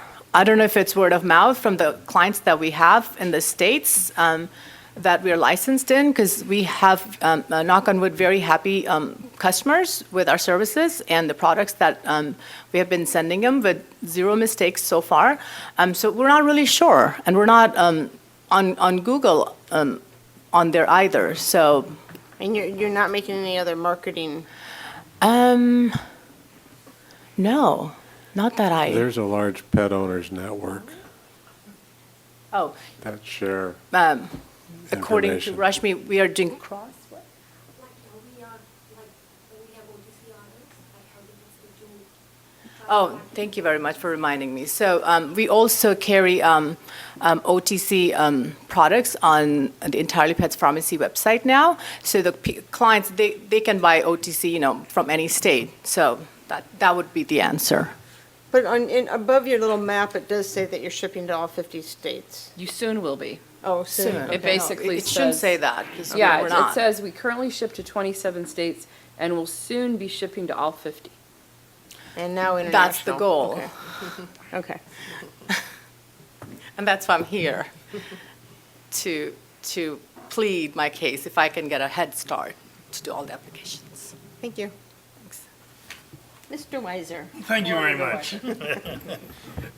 Often, Board Member Veal and I think alike, and today's not going to be any difference. I was dismayed about these letters of recommendation. Haven't had a chance to look at your mayor's letter.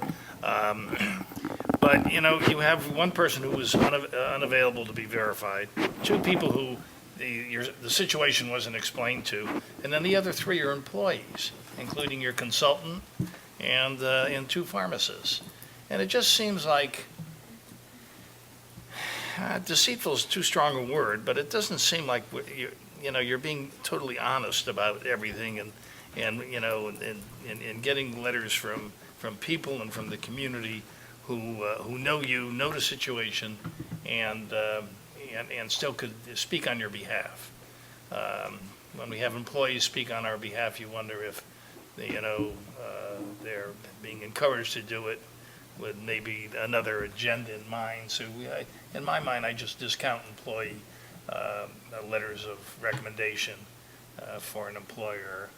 Two people you didn't even tell that you've got this problem, and you're asking them for a letter, because you have to present it to the board and they should know about the problem and be able to write a letter on your behalf as well. So anyway, it's dismaying to me that the letters were not taken in a more serious manner than you have. Can I respond? Oh, absolutely. Now that the way I heard from two of the respected board members, and I understand now that what the recommendation letters were supposed to be, I honestly thought the recommendation letter is for the PIC, for the staff, for me as a person, not for the reasons or the mistakes we were put on probation. But now I understand the recommendation letter would have been to support that these guys made mistakes, they are on probation, and this is what they have been doing. And I think I know why, because we have been having consultations done by Jim Bateman every month, and every month it has been sent to the board. So my understanding was that the board already knows that Entirely Pets Pharmacy is performing very well at really high standards, because not even once a single mistake has been found in approximately 48 or 40 reports that he has sent, consultation reports, and then the same thing for the inspector reports. And I think that's why I perceived the way I perceived, and that's how we did the recommendation letters. Thank you. Thanks. Board Member Law. Let me get an understanding of your business. Now, you said it's a closed-door pharmacy. Do you have a location Yes, Union City. at Union City? So at that location, how many people do you employ? We have the pharmacist and the technicians, and I think my PIC would be a better So person just to one answer. pharmacist and one technician? We have one part-time pharmacist. We have one PIC, one staff pharmacist, one technician, and clerk. If you don't mind, I'd like only the witness to answer Yeah, questions you- right Okay. now who's been Yes. sworn, although if there will be additional testimony, then other Okay. people will be allowed to be sworn and present their information. So you said a couple times that the pharmacist in charge may be a better person to answer certain questions, Okay. and she'll have the opportunity to do that under oath in a few minutes. Thank you. Okay. But as a business owner, that's why I'm sure you know who you hire. The right person to answer your question would be my PIC, but to my best of knowledge, I am not day-to-day involved with the walking into the pharmacy. And hiring is, we have hired, they have been with me for so many years, two PIC, the pharmacy staff, and the technician, and then Rashmi is the one in charge of hiring and firing, and we haven't had too many hiring and firing, and I But- haven't asked her lately how many we have. All Were I know is you- the main technician, Were you the one? a pharmacist, and a Were you the one who PIC. hired the PIC first? Yes. Yes, okay. And subsequently, she hired the rest of the staff? I hired the PIC and the licensed technician, Okay. and the other part-time staff pharmacist. And then the clerks that she mentioned, sometimes we had two, sometimes we had one, because we're only open part-time anyways. Do you know how many prescriptions that you guys fill every day? I don't know. My You don't know. PIC would have the right answer for you. So as a business owner, do you know if you're making money or losing money right now? Or should I ask your PIC? Actually, she does know. We're very Only open she with knows. each You other. don't But know. I will answer that. We're breaking even. We're able to pay everybody's salaries right now, and I don't get any pay right now. Okay, now, despite your pharmacy is being on probation with the board, you still could be able to get business in 25 states. How do you manage that? I did not understand your question, please. You mentioned that your pharmacy is being on probation, but I think on the transcript you mentioned that you are doing business in 25 states and you would like to get an early termination so you could do more business in some other state. That's what I mean. While you were on probation, you still could do business in 25 states already. How Yes. did you do that? Because those states did give us the out-of-state licensing even under probation. Okay. So there are some states that are very they still strict. could They give will you- not give you a license, and then there are some states you can't even That would not. apply, and then there are some states they're fine because they consider that this was done in your state, not in our state. The Okay, mistake I was got made it. in. I just want to That's- clarify yeah. that. Okay. Sorry, I didn't No understand further the question, Joanna. Board Member Butler. No, I have no questions, thank you. Board Member Libby. No questions. Thank you. All right. Are there any further questions? I just have one question. Yes. And I don't know if you can answer this, but your online customers, so as part of probation, you are required to post a notice in your pharmacy saying that you're on probation, right? Is that correct? Yes. And you have Yes. one, and you have a notice posted, but you're a closed-door pharmacy. Yes. Do you have any notice on your website that you're on probation in California? I don't think so because I haven't come across any law that requires us to post the notice online. That's all. Thank you. All right. Anything further from petitioner? Yes, Your Honor, I'd like to call the pharmacist in charge, Rashmi Shingari. All right. Perhaps, Ms. Guman, you and Ms. Shingari can trade places so that she can come to the witness seat, and I can swear her in. Thank you so much for your time.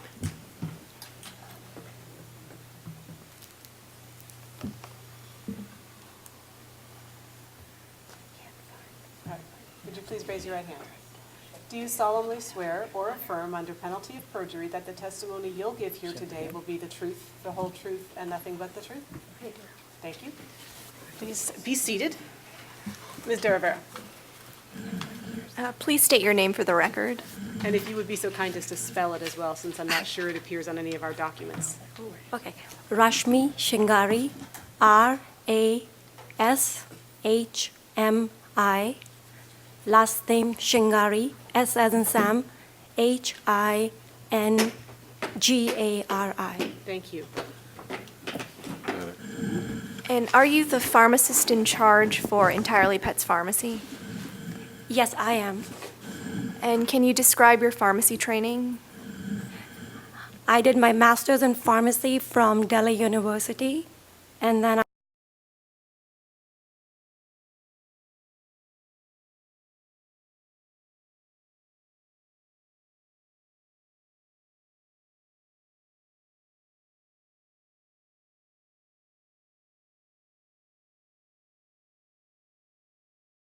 in California.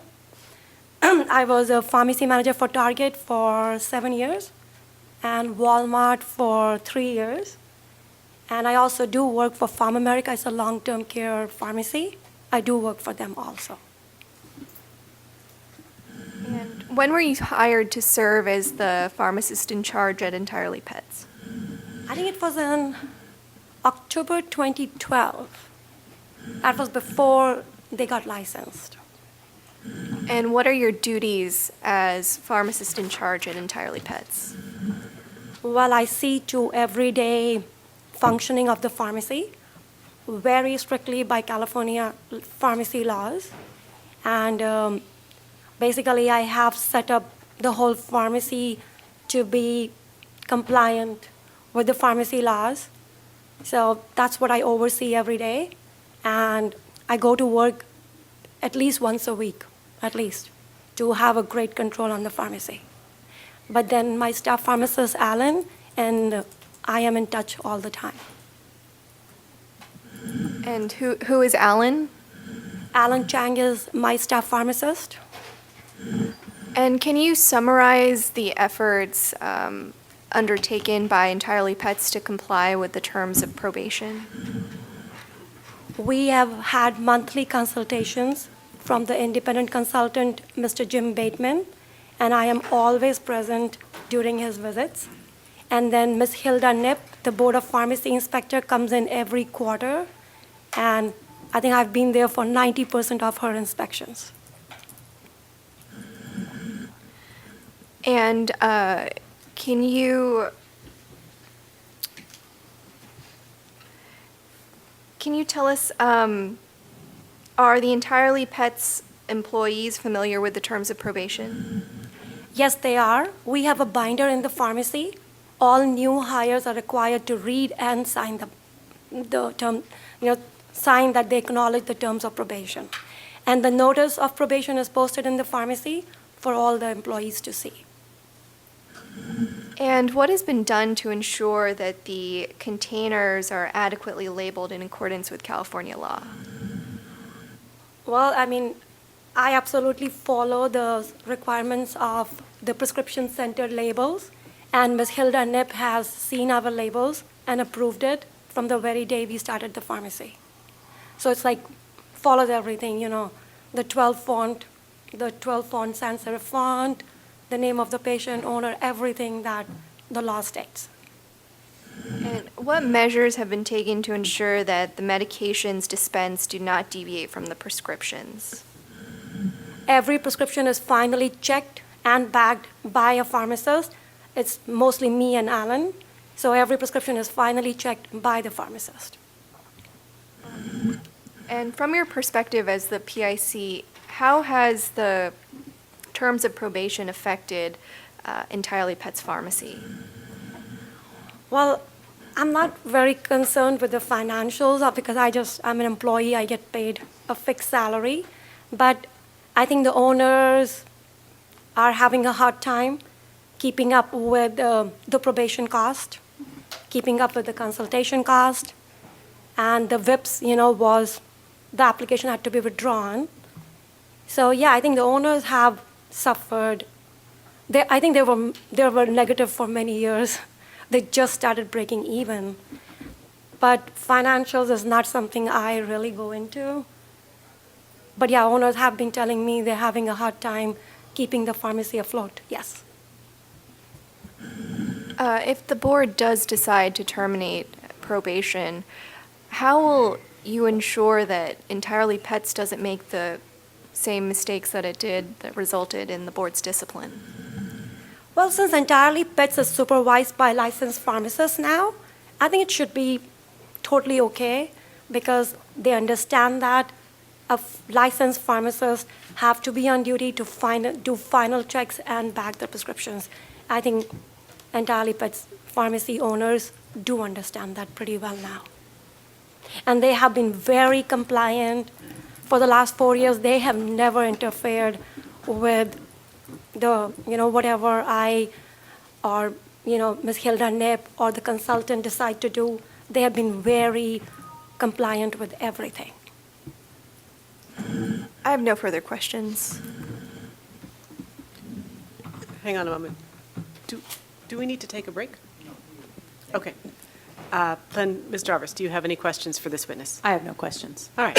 Let's see if the board members have any questions, beginning with Board Member Wong. I do not have any question. All right, Board Member Munoz. No questions. President Gutierrez. Just a quick question. How many hours a week is that pharmacy open? It's open 3 days a week. Depends on how many prescriptions we have, because it's a closed store. There is no walk-ins or anything. So it's open 3 days a week as of now.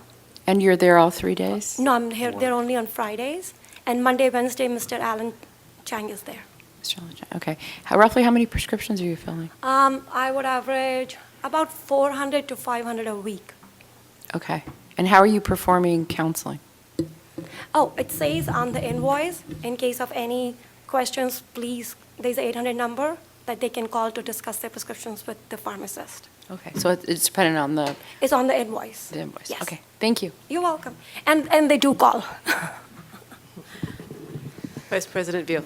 The recommendation letters, since a couple of them are kind of focused on you, did you ask people to do the recommendation letters? That's what I was told by the owners, to get character letters for me. Okay. So that's what I did from my supervisors and my colleagues. Okay. But that's what I was told, to do a character check on me. Okay. Do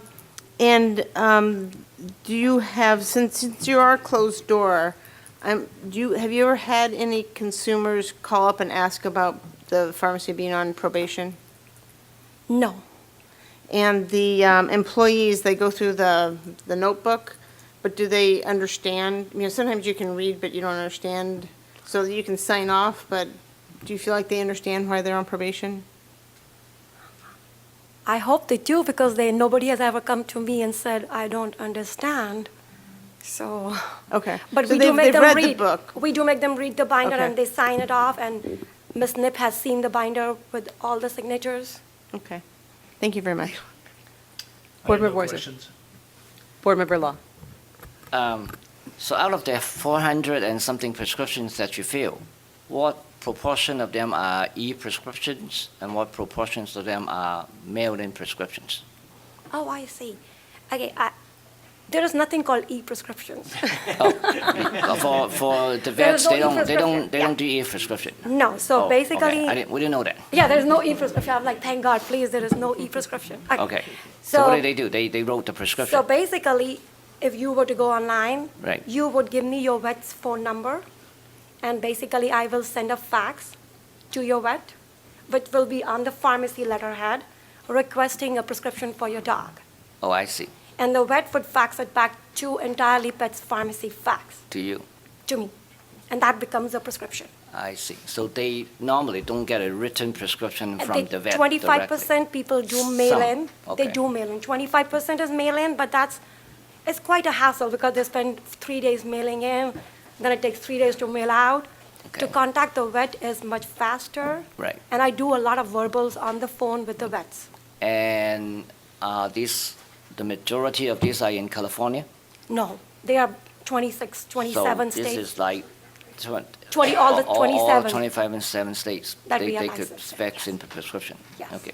And is California the major market, or you have more from other states? I think they're pretty even. Very even, all of Yeah. it.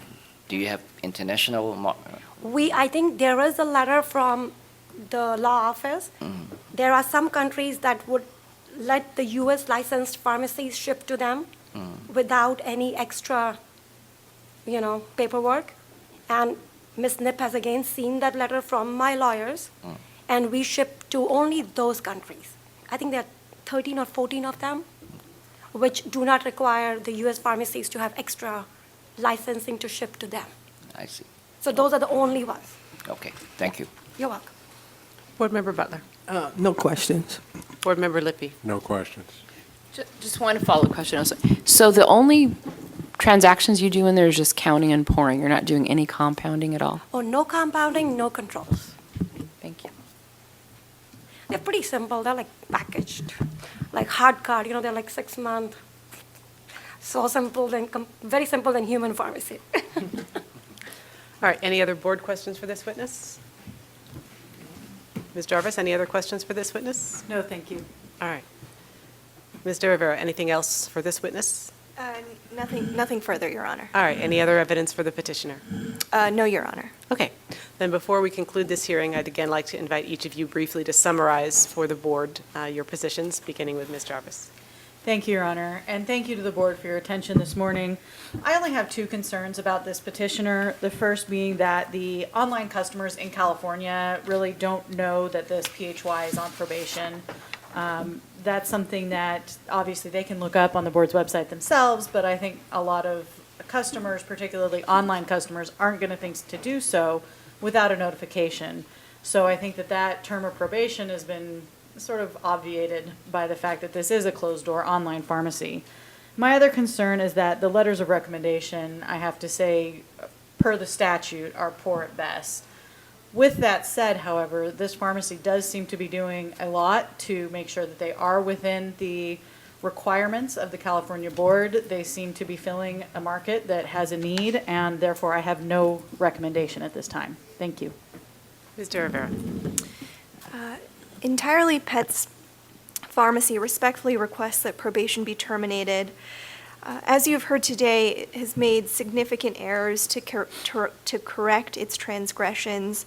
For example, Entirely Pets Pharmacy hired a highly experienced pharmacist in charge, Rashmi Shingari, who has been responsible for the complete supervision, management, and compliance with all federal and state pharmacy laws and regulations.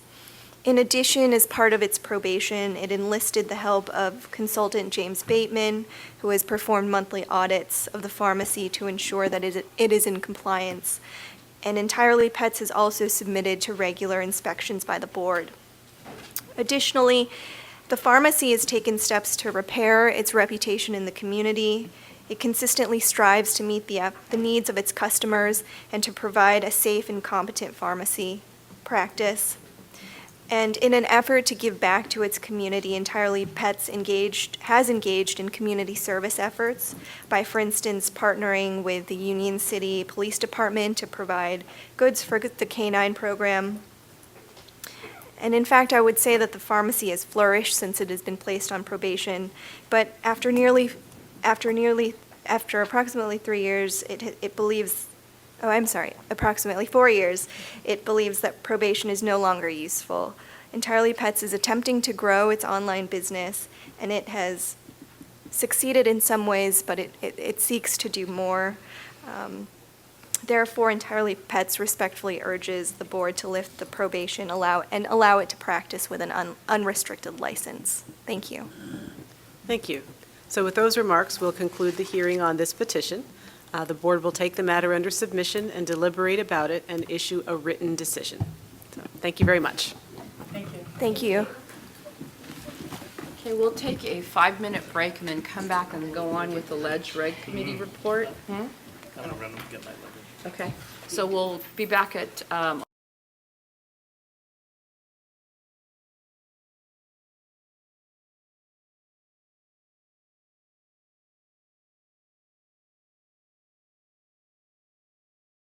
If we leave early, do they get the full credit for CE? Yep, they do. We're back on the agenda for the Board of Pharmacy meeting. Back in open session, so we're going to go now into the Ledge Reg report. Board Member Lippy? Okay, I'm going to take this out of order. We had one action item, and the action item relates to the self-assessment forms. That was self-assessment form 17M-13, Community Pharmacy and Hospital Outpatient Pharmacy Self-Assessment, 17M-14, Hospital Pharmacy Self-Assessment, and 17M-26, Wholesaler. Is there a committee recommendation? And the sections of the law are Section 16 CCR, Section 1715 and 1784, and the recommendations of the staff. The committee. Of the committee, I'm sorry. Recommendation of the committee is to initiate the formal rulemaking process to amend the text of Title 16 CCR Section 1715 and 1784, and to amend the self-assessment forms incorporated by reference in those sections. And then we were going to add on to it the Laura's language about the giving the executive officer. Delegating authority to the EO to make clarifying changes consistent with the board's policy direction upon recommendation by control Yeah, agencies. now that has to be, I guess, a separate motion. No, we can add it in now. We Oh, can no. add it It will, if you want. Yeah, this was a Okay. committee recommendation, so we have to do it in two Okay. steps. So do you need a motion then? For the second one, I do, but let's do the first one first. The committee recommendation was to amend the self-assessment forms as proposed. So, Any board member comments? any comments? Public Board? comments? Okay, all in favor? Okay. Now, we need a motion to give the executive officer the... So moved. Second. Public, I second. public comment? They're All in favor? All in favor? Aye. Okay, thank you, Greg. Okay, now, let's move on. On the legislation, everything that I'm going to be, all the legislative bills that I'm going to be covering have already been chaptered and signed by the governor. So therefore, this is information only unless somebody has a comment to make. If somebody has a comment to make, please raise your hand as I start going through them. Why don't you, if we have a comment, do you want the public just to come forward? The public to just come forward, yeah. So just raise your hand, anybody, okay? Ann's going to be watching to let me know. Okay, the first one is our sunset legislation, SB 1193. And this is the only one that I'm really going to state. It extends the operation of the California Board of Pharmacy, and the board's authority basically keeps us alive until 2021, January. Establishes the framework for the licensure of outsourcing facilities, authorizes the board to synchronize license renewal dates and aggregate fees for clinics, authorizes the board to issue a temporary permit for specified licenses, repeals obsolete provisions related to electronic data transmission prescriptions in the Health and Safety Code, authorizes the board to issue a cease and desist order for unlicensed activity violations, and establishes registration requirements for automated drug delivery systems and make other technical changes. The next bill is SB 1039, which sets forth a new fee schedule, which is needed to sustain board operations. By the way, all these are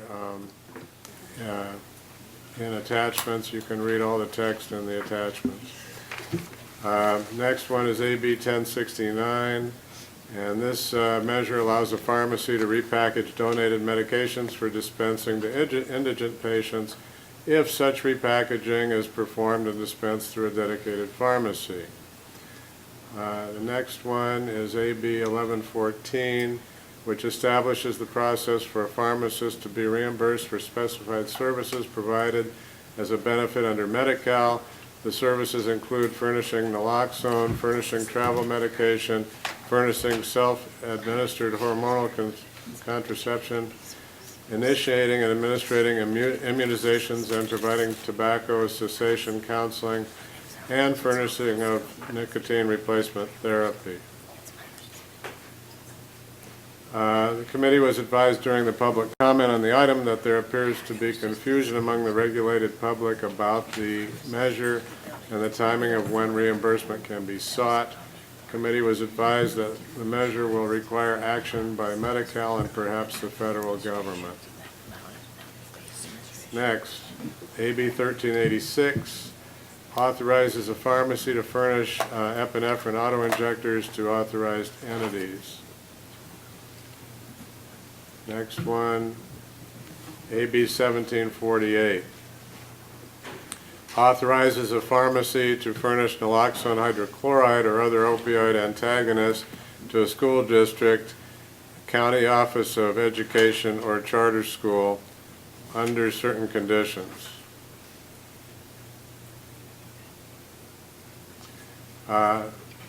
Ms. Harold advised the committee that a prescription will be required for the pharmacy to provide the naloxone. Next, SB 482 requires a prescriber to access the Cures system under specified conditions, to include checking the system before prescribing a Schedule 2, 3, or 4 medication for the first time and at least every 4 months. The bill also limits the dispensing of a controlled substance in specified settings to either a 5 or 7 day supply. Ms. Harold advised the committee that the provisions of the measure do not take effect until the system is certified. The committee was advised that this will not occur by January 1st, 2017. Clarification was requested about whether a pharmacist who is acting as a prescriber is required to check the Cures system as other prescribers must. Committee also briefly discussed how the provisions would be enforced. I was informed it would most likely be enforced by DOJ as well as the medical board. Next is SB 952, which modified licensure requirements for pharmacy technicians by expanding the certification requirement to also include other agencies as a pathway to licensure. SB 999 authorizes a pharmacist to dispense prescribed FDA-approved self-administered hormonal contraceptives either as prescribed or at the patient's request in a 12-month supply unless the prescriber specifically indicates no change to quantity. Measure also requires a health care service plan or health insurance policy on or after January 1, 2017 to cover a 12-month supply of a self-administered hormonal contraception dispensed at one time by a prescriber or dispenser. Next, SB 1229. The bill encourages good faith participation of authorized entities to provide secure drug take-back bins to provide consumers with a safe disposal option for unused pharmaceuticals.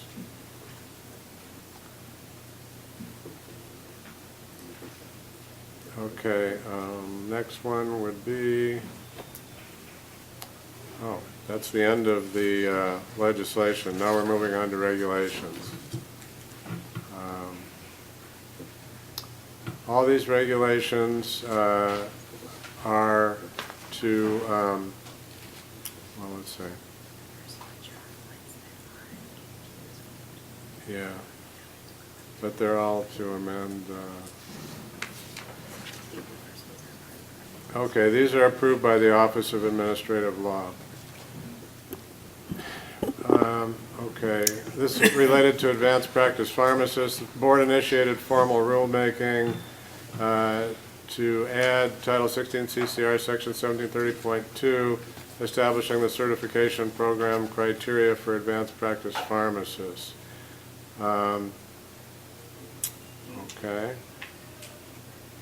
And that one is in the Office of Administrative Law.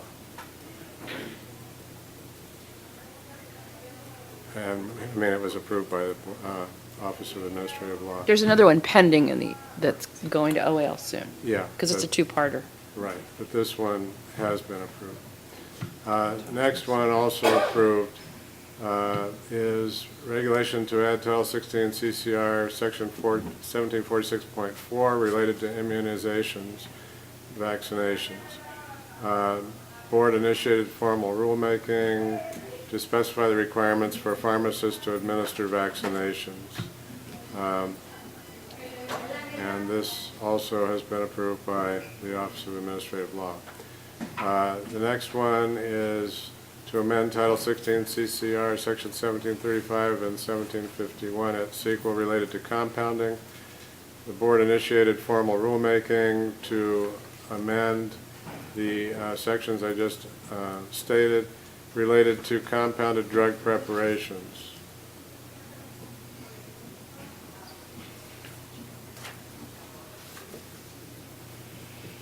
The provision takes effect January 1, 2017. As part of its discussion, the committee discussed the requirements for non-sterile compounding of items such as topical ointments that are patient-specific and the cost associated with testing. The committee was advised that process validation requirements, which may include testing, have been a requirement of the law since at least 2003. Ms. Harold highlighted that the requirement focuses on process validation that may include testing.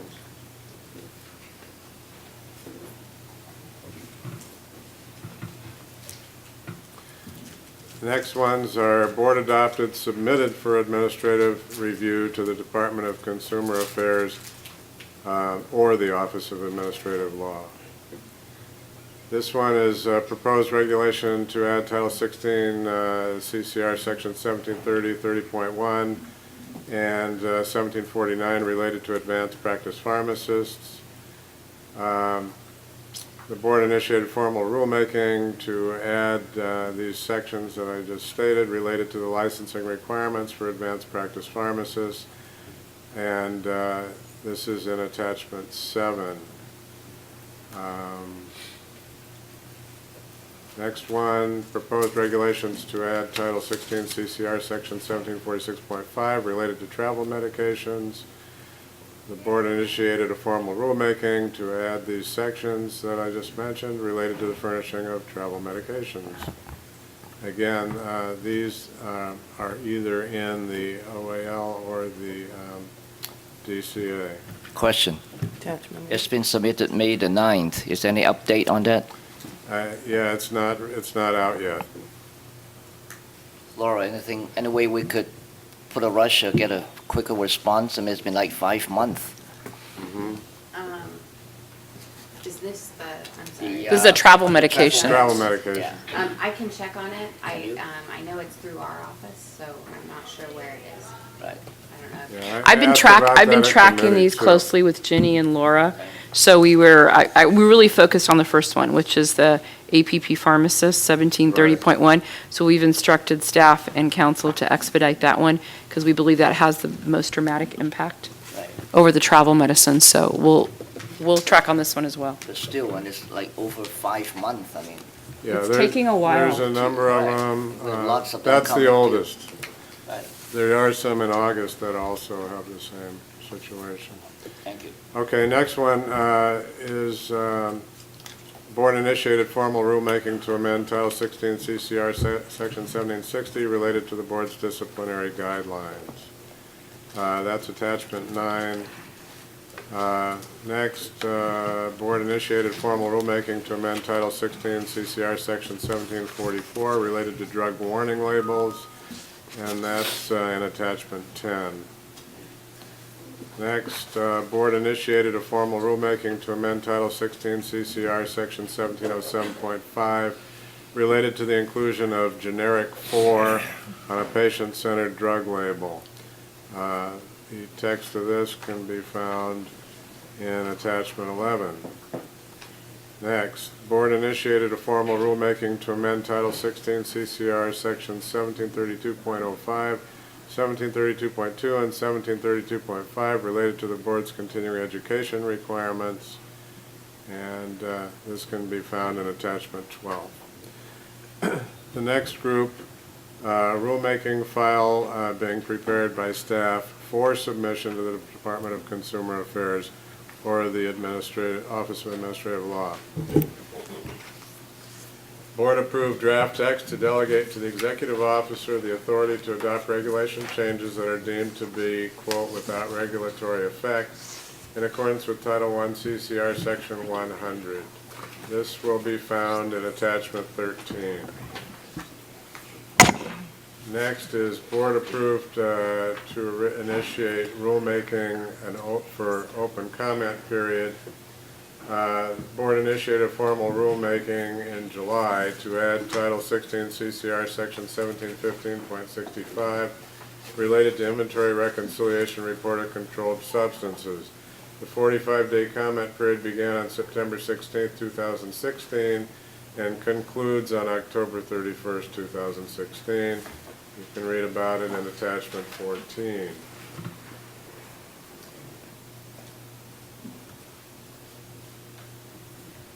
Okay. The next is to inform you of proposed meeting dates for the Legislative Regulation Committee. January 24th, 2017, April 12th, 2017, June 27th, 2017, and October 2017. If there are no comments, which there have not been yet, I conclude my report. Thank you, Greg. I think we have to all recognize there's a lot of business going on in the Board of Pharmacy, and we're trying to prioritize some of the ledge regs issues as much as possible. We're limited with council time, DCA time, so we're trying to focus on the ones that are like the most important right now. So Barry, work with us on patients, and we'll try to get these done as soon as possible. And we're working actively, Debbie and I, with Laura and Jenny to get these out.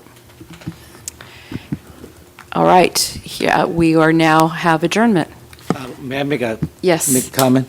Yes. First, I would like you to add the penalty for DUI. We would like to put that on the next meeting agenda.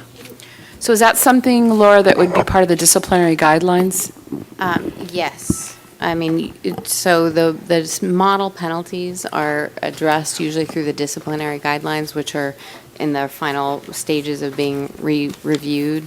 We've just finished those not too long ago. I mean, you can have the conversation about what it means, but it would, sending the message out to the public would mean modifying your disciplinary guidelines. Yes, that's what I'm looking for, yeah. Okay. So you're asking that that be considered? Yes. Okay. And then next thing is welcome Valerie to join our board. And I understand she already visited your pharmacy, the Yes. inpatient pharmacy. Yes. And We gowned her up and we got her into sterile compounding. That's good. I have pictures. Yeah, I like to, see all the public board member get the education of the retail and the hospital pharmacy. After all, we making all the regulation applying to them. So all the new members should have understanding of that. So since she got the inpatient, I'd like her to maybe get some experience in the outpatient. She did. She did a full day, and she reviewed it. We have very busy outpatient also? pharmacy. I mean, She did a tour of the whole hospital. Yeah. Retail? Yes, Do even you our guys- discharge you guys have retail pharmacy. in Yeah, we fill 3,000 prescriptions a day. Well, maybe she should check out Victor or the CVS with Debbie's That's fine. pharmacy. Maybe they could give some orientation on it because, I think we make a lot of decision, without the knowledge of what's going on, and that's not. And I'd like to offer the same to any other of the board Yeah, I members think that in the would future, I like think to get I involved. should make it mandatory. Make it mandatory. They should go through that. Thank you, Albert. All right, meeting is adjourned.